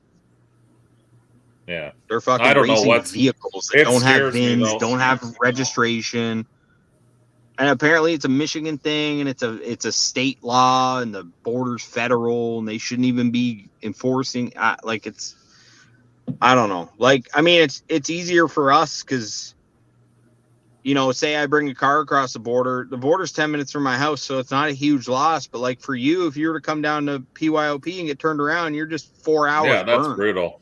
That's an 8-hour day. 3.5 hours fucking burnt just for, hey, you can't. Yeah, that's a whole day of driving for me. But then the thing about the paperwork, like you would have saw us talking about in our group chat, does that now wipe that bin like clean, like not clean, but does that now make that like a, I don't know what you want to call it, like a dirty VIN where it's going to be non-registerable in the States and all that shit if, say, you wanted to sell it one day?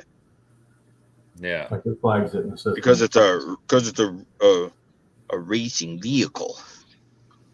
Yeah, that was weird when he sent me all that stuff. I've never even heard of that before. And then I was like, why would the EPA care about cars that are used for racing? That's the least amount of emissions out of anything. Like a diesel truck would be something like, I'm not going to bury myself here, but I know lots of people who have diesel trucks that are really, you know, they smoke a lot and shit. So the tow vehicle probably pollutes more than the fucking race car.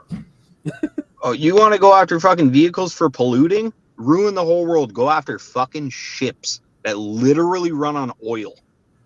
Yeah. They don't run on gas. They don't run on diesel. They fucking burn oil. Just straight up oil. It's just marine such oil. a random. That's why when he sent it, I thought he was joking at first. I go, what's this guy talking about? I got turned around, but for the EPA, I'm like, for what? That's well, shit I heard about it. I heard about it because our buddy Brian, like, he knows a lot of dirt track guys, and dirt track guys got turned around. But again, they have full chassis built non-car race car things. So like if the EPA is going after that kind of shit, I get it, but I don't. They're just I don't know, dude. Fucking, I can't even. It just hurts my head thinking about, like, dude, you're going after a guy that wants to bring several people to your fucking country and spend money. And you're going to go after him because you don't think his car, like, the fucking EPA is like, oh, they're destroying this planet. They want to see it burn. Yeah, I don't know. Meanwhile, all the fucking lobbyists and politicians are flying around in fucking private jets and telling us we have a problem because we want to drive our car. Yeah, they want to shut down race cars going across the border. We're That's the biggest problem. We're the problem. Yeah. Oh my God, yeah, fucking 34 cars crossed the border in the past week to go racing in America. They're trying to kill us all. Yeah, it's weird. Yeah, they've been going after shops for tuning and shit. Yeah. The EPA is going after everybody in the aftermarket car. It's just like they're trying to kill the car industry, period. That's it. They are. That's what it seems like the agenda is. Just destroy the car industry so that it's just electric fucking bubbles.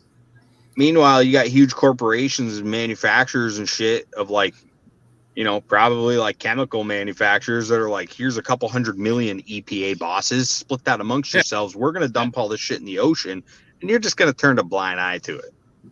Fuck them turtles. Because everyone's fucking bought by somebody. Should see Terry when we go to the ocean. He's just dumping plastic straws in the ocean. He doesn't give a fuck. He's like, fuck them turtles. Yeah, so that's what I heard, Jay, it's a Michigan deal, but it doesn't make any sense. Yeah, because we went through New York and there was no issue. They didn't even ask us anything. And like a week ago, Wajdi went through Windsor, so like into Michigan. Yeah. But again, Wajdi's car is a VIN-tagged, registered, insured car, so it shouldn't be. So is mine. Like my he shouldn't have to work. Yeah. My truck's street truck. It's plated, insured. It's got everything. Are you looking at disgust that Terry just blew half his brains out all over the floor? I muted my mic, I think. No. No. I'm sitting in my car and I just got a thing across the dash, like a notification. Says the EPA's hunting you? No, it said phone is too hot. Camera will shut off soon. But it doesn't even feel hot. I thought it said, look behind you. The EPA's got a thing in your exhaust pipe. I don't know. Yeah, I don't know. I don't know. It's all fucked up. It's scary though, coming from being here in Canada, because we obviously enjoy coming down to U.S. events, and it's part of like my whole life here. And it would really suck if you have to now go deregister my truck, which is, like I said, fully VIN'd, like it's a legit truck, just for some bullshit at the border now.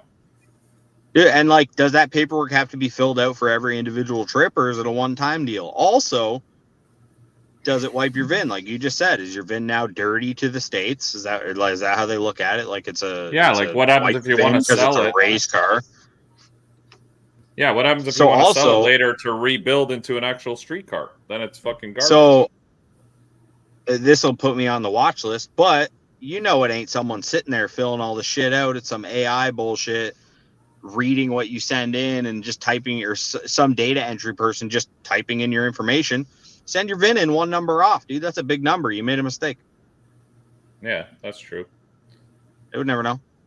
What was funny though? It seems like another one of these things, and I'll tell you from even the experience of bringing cars across the border. Like we brought that roller Jeep back from Virginia, and everyone said, "Oh, you got to hire a broker. You got to fucking let it sit for 3 days. You got to this. You got to that. You got to blah blah blah." Okay, drive up to the border. Didn't do any of that. Showed them everything. They said, "Okay, you just got to fill out this one form. Go inside, pay the taxes, and you're done." Saved me like $800, because the last time I brought a car across, I did all that shit. Cost me like $1,500 in brokerage and bullshit fees. But this is why I feel like this is going to be a similar thing. It's going to be like you got to hire a broker. You got to spend, fucking $2,000 with a brokerage company to give you these papers and fill out all this shit. When really it's just bullshit. It's just people moving money around. Because somebody knows somebody who owns something that can make money off it, and they tied it into some legislation so someone can get rich with their homies. That's what everything is. That's what everything is. Everything in this world, down to the fucking company that, I don't know, paves the fucking road in front of your house. Someone's getting fucking paid. Yeah, it seems just like it's another fucking money thing where you're just going to have to move money around between different companies. Trevor should have kept his enclosed trailer. Now they spotted that pro mod on the open trailer. They don't want it in the States. As soon as they saw his car, they said, that's that motherfucker on the table. Turn that bitch around. Open trailer, Open trailer. We've seen that car before.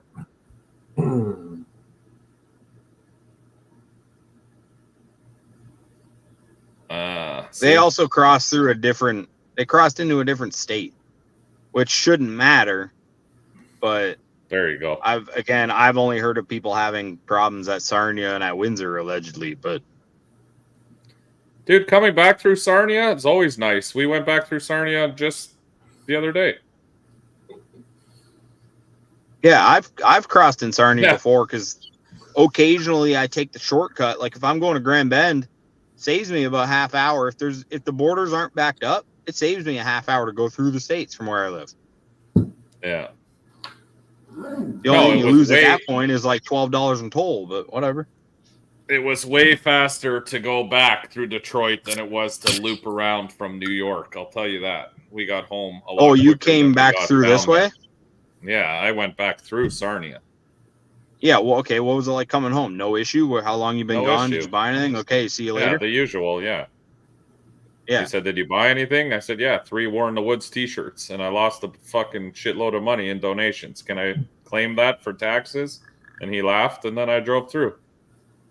Yeah, I think all this shit just comes down to who's in the booth.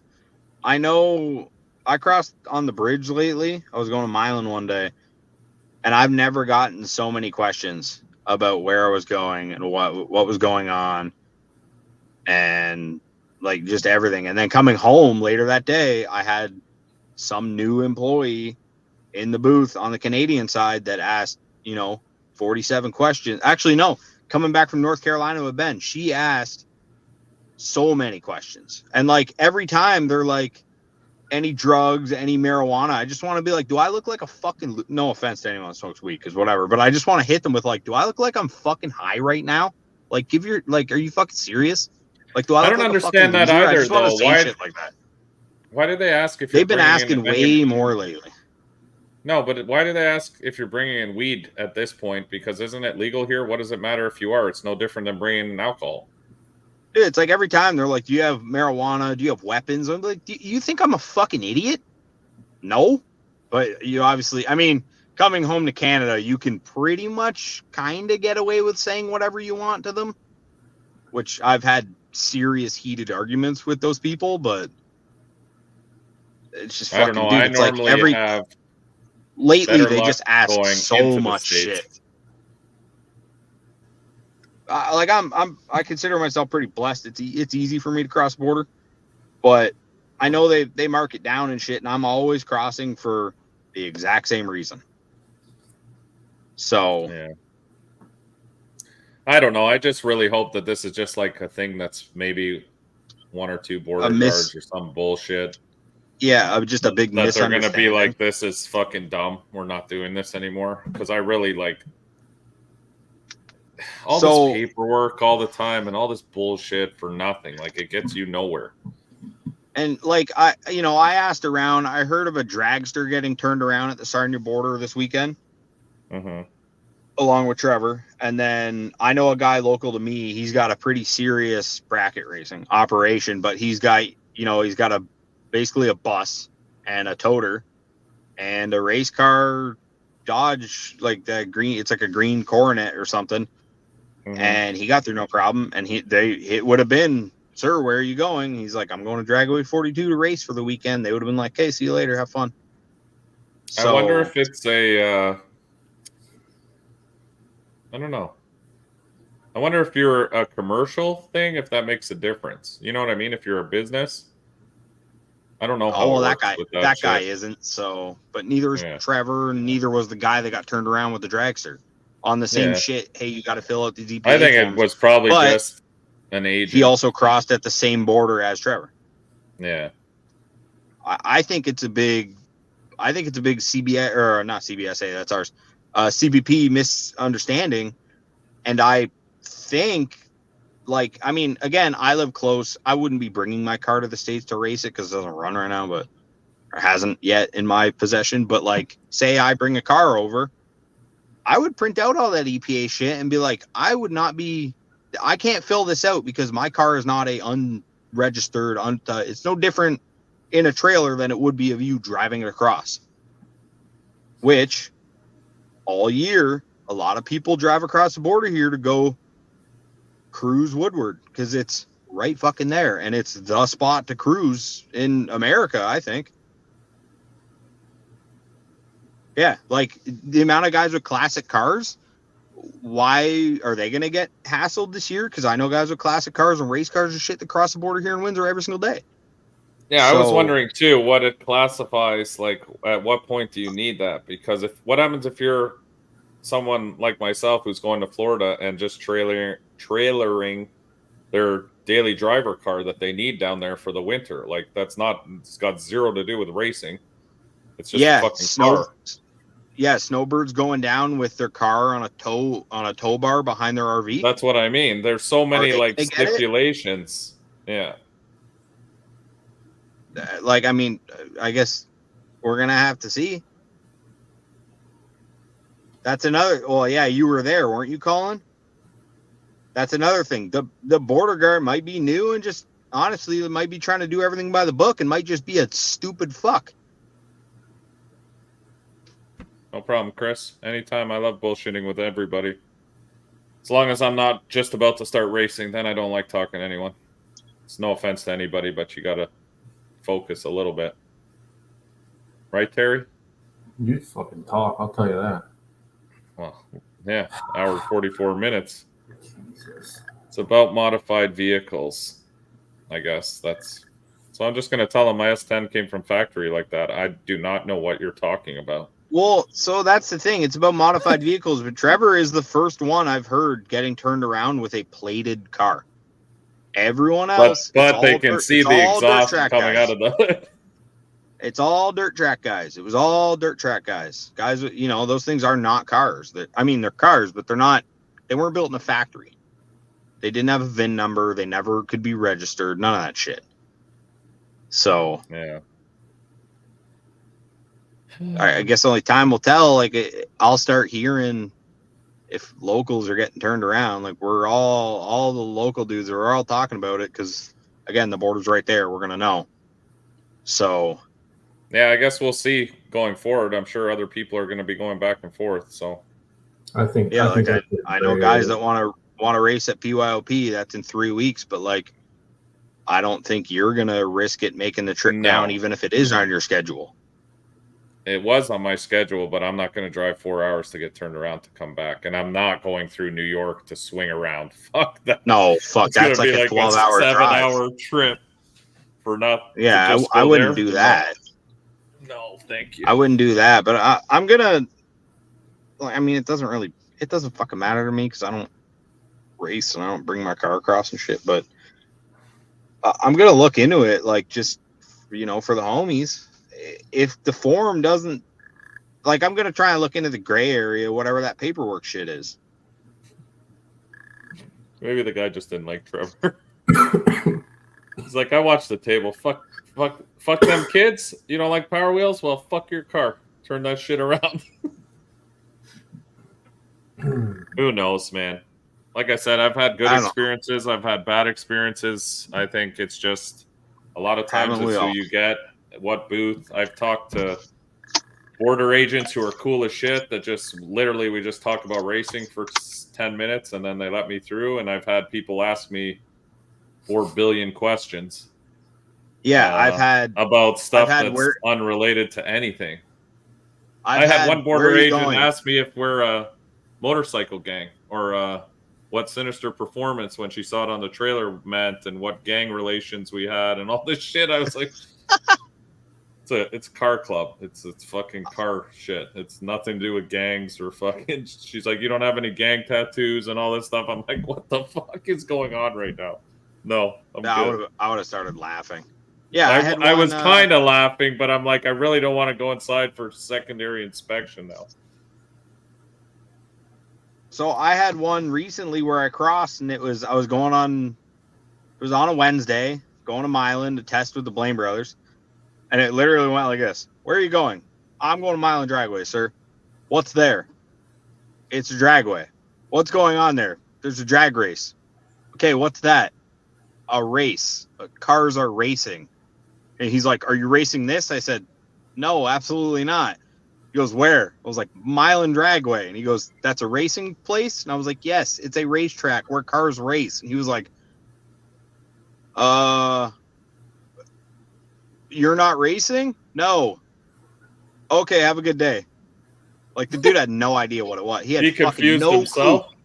He had no clue what drag racing was or cars racing. He didn't even know. He had no clue. Dylan said Alex. Oh, dude, Alex, every time, Dylan, I tell them immediately. I got. "Oh, what you're looking for is in my butthole."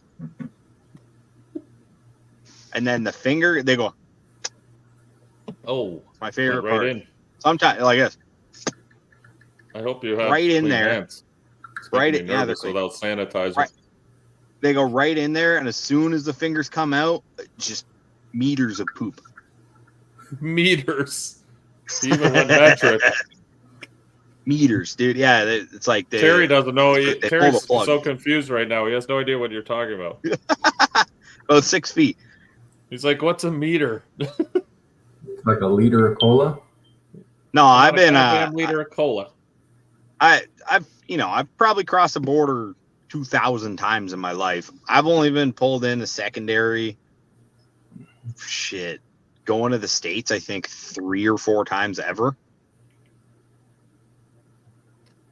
Yeah, I've had good and bad run-ins, but I've never there's nothing for them. They can search, they can go through everything. I'm not fucking doing anything, so it's just more of wasting their own time. I remember coming back through COVID when COVID was going on, and I was the only person driving back that wasn't a fucking tractor trailer, and I guess they were so bored. It was 3 a.m. coming back from Florida. They pulled my truck, trailer, everything into inspection in Canada and literally spent like an hour and a half inspecting. Look at that picture. I'm surprised they don't pull you over just with that. You guys want to know why it's so easy for me to cross the border? Read the F right there. Perfect. I mean, French. French. It's definitely French. For French Canadian. Oui, oui, c'est bien. Tabarnak. No, that is my identification has a pretty big clerical error on it, and I think it weirds them out when I cross. Now they're like, that's what they ask me every time I cross. "Sir, what's with all the upside down pineapples around the whole outside of the trailer?" It's a racing thing.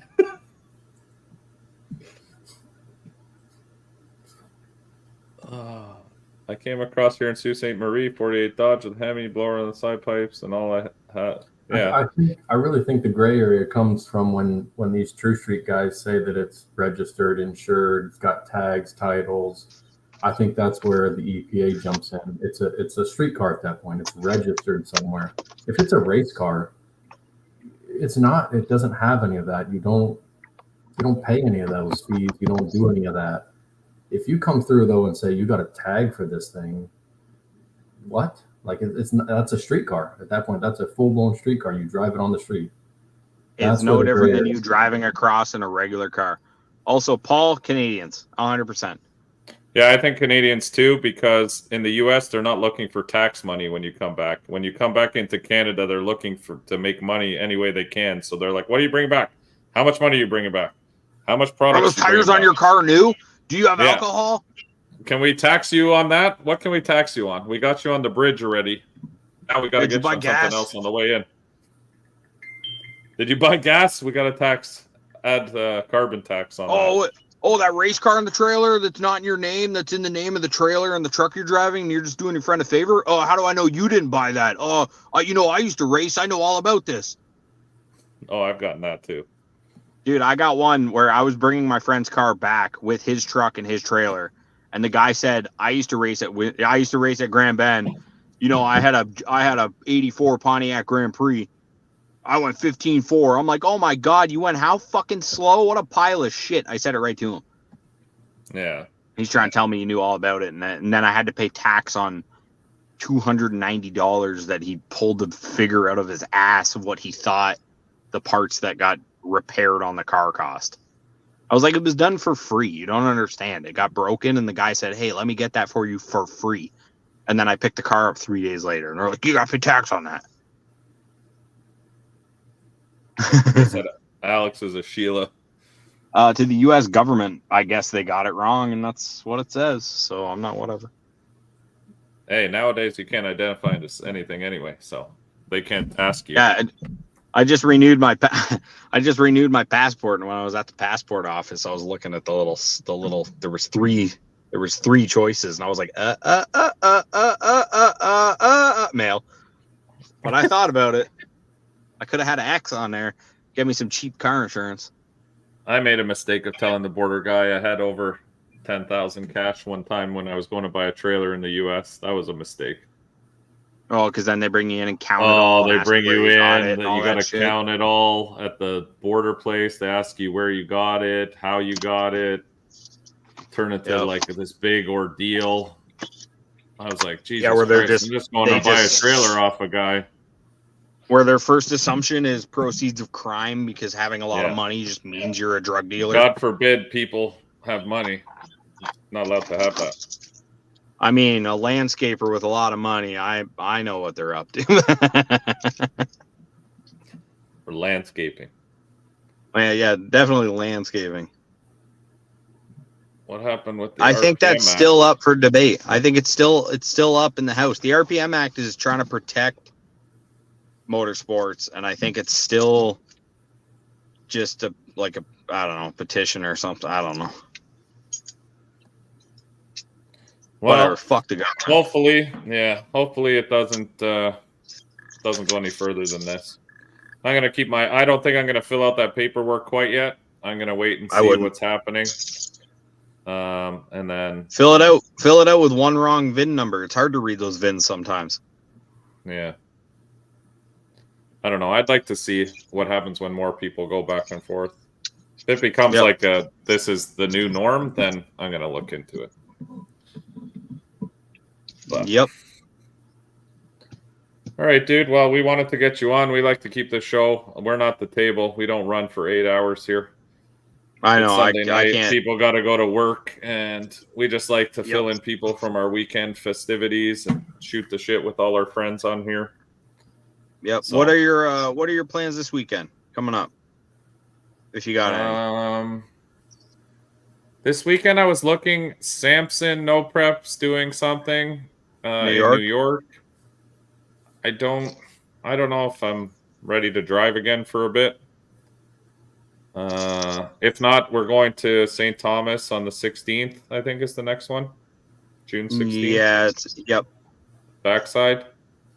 Yep. KD is definitely, Terry's coming to KD, so I'm meeting him there.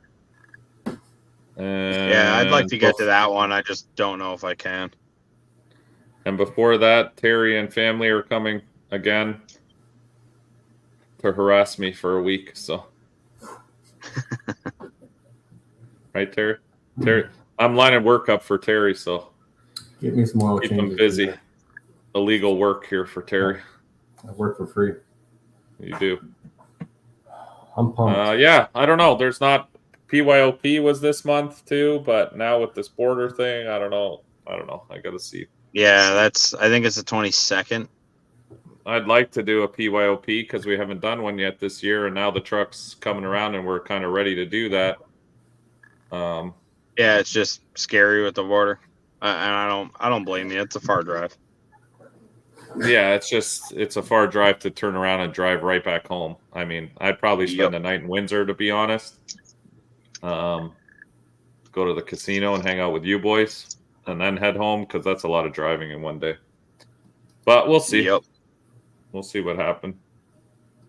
Yeah, I'm gonna keep my ears open, like see. I mean, keep my eyes open, see what I can see here local.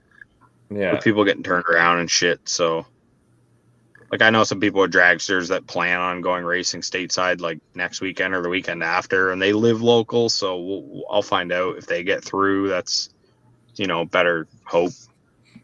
Because so far, the Sarnia border is the one I've heard people getting turned around at. Windsor, I think some dirt track guys, but I'm not 100% sure if this is where it happened. Mm-hmm. Yeah, we'll see. So I don't know. Like I said, next big plan for us is going to be KD. That's our next big race. That's already locked in 100%. Everything from here till there is kind of, we'll go week by week, see how it's going. But I definitely need to get out and do a little more testing on these radials. We figured out a bunch of shit this weekend. So I'm going to now work on top of what we've learned so far and try to get it faster. That's the plan. Always testing. You got to test if you want to be fast. That's just how it goes. Absolutely. So absolutely. Anyway, dude, have a good night. Thanks for coming on and giving us bullshitting with us.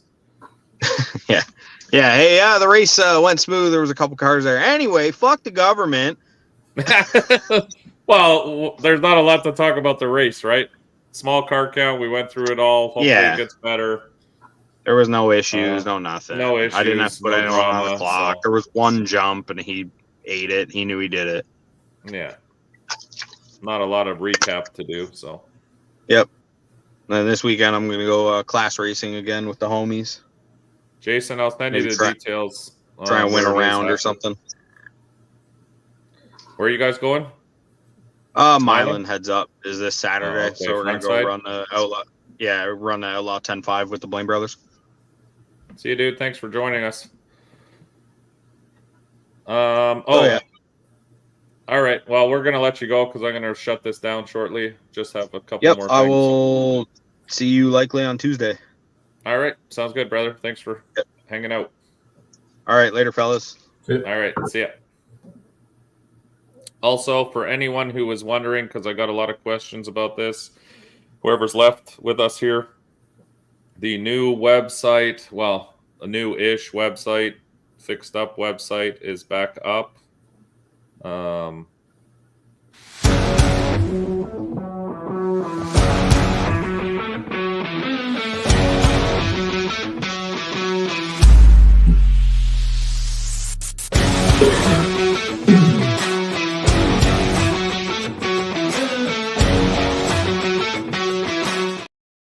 Anyway, you get the idea.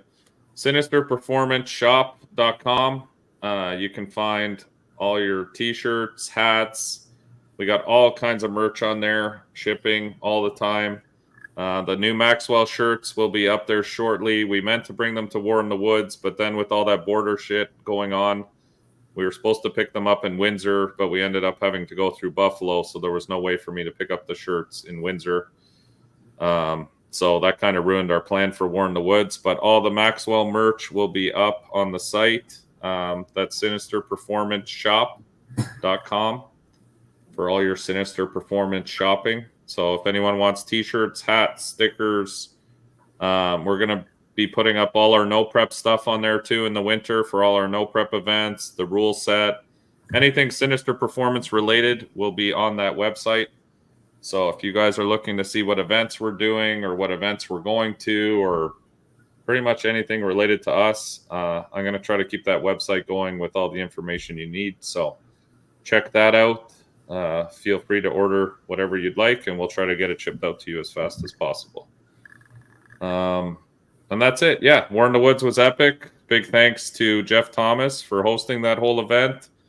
Happy, Limpy, all the guys who helped. They did a great job. Like I said, I mean, Every event has little hiccups, but we had a great time. It was good seeing everybody. I appreciate, like I said, Jeff having us for dinner there and bullshitting with us, and it was all in all a good deal.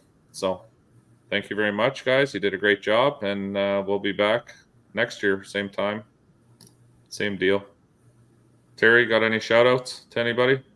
No, just gonna say congrats to Jason White. I saw he jumped on here late, or he was quiet the first part, but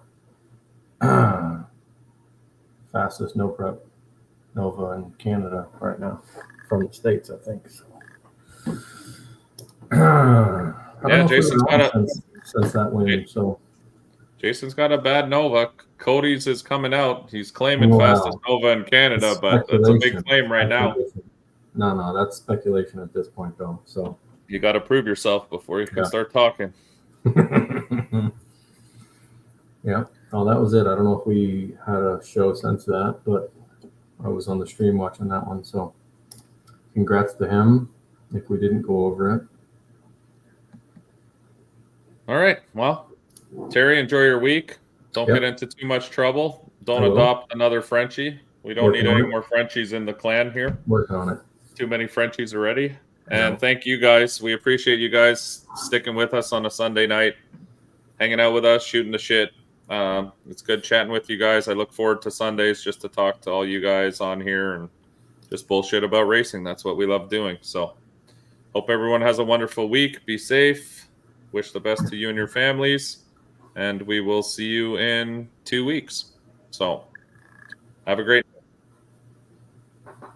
day. And I fucked this up. Hit the button. All right. See you, everybody.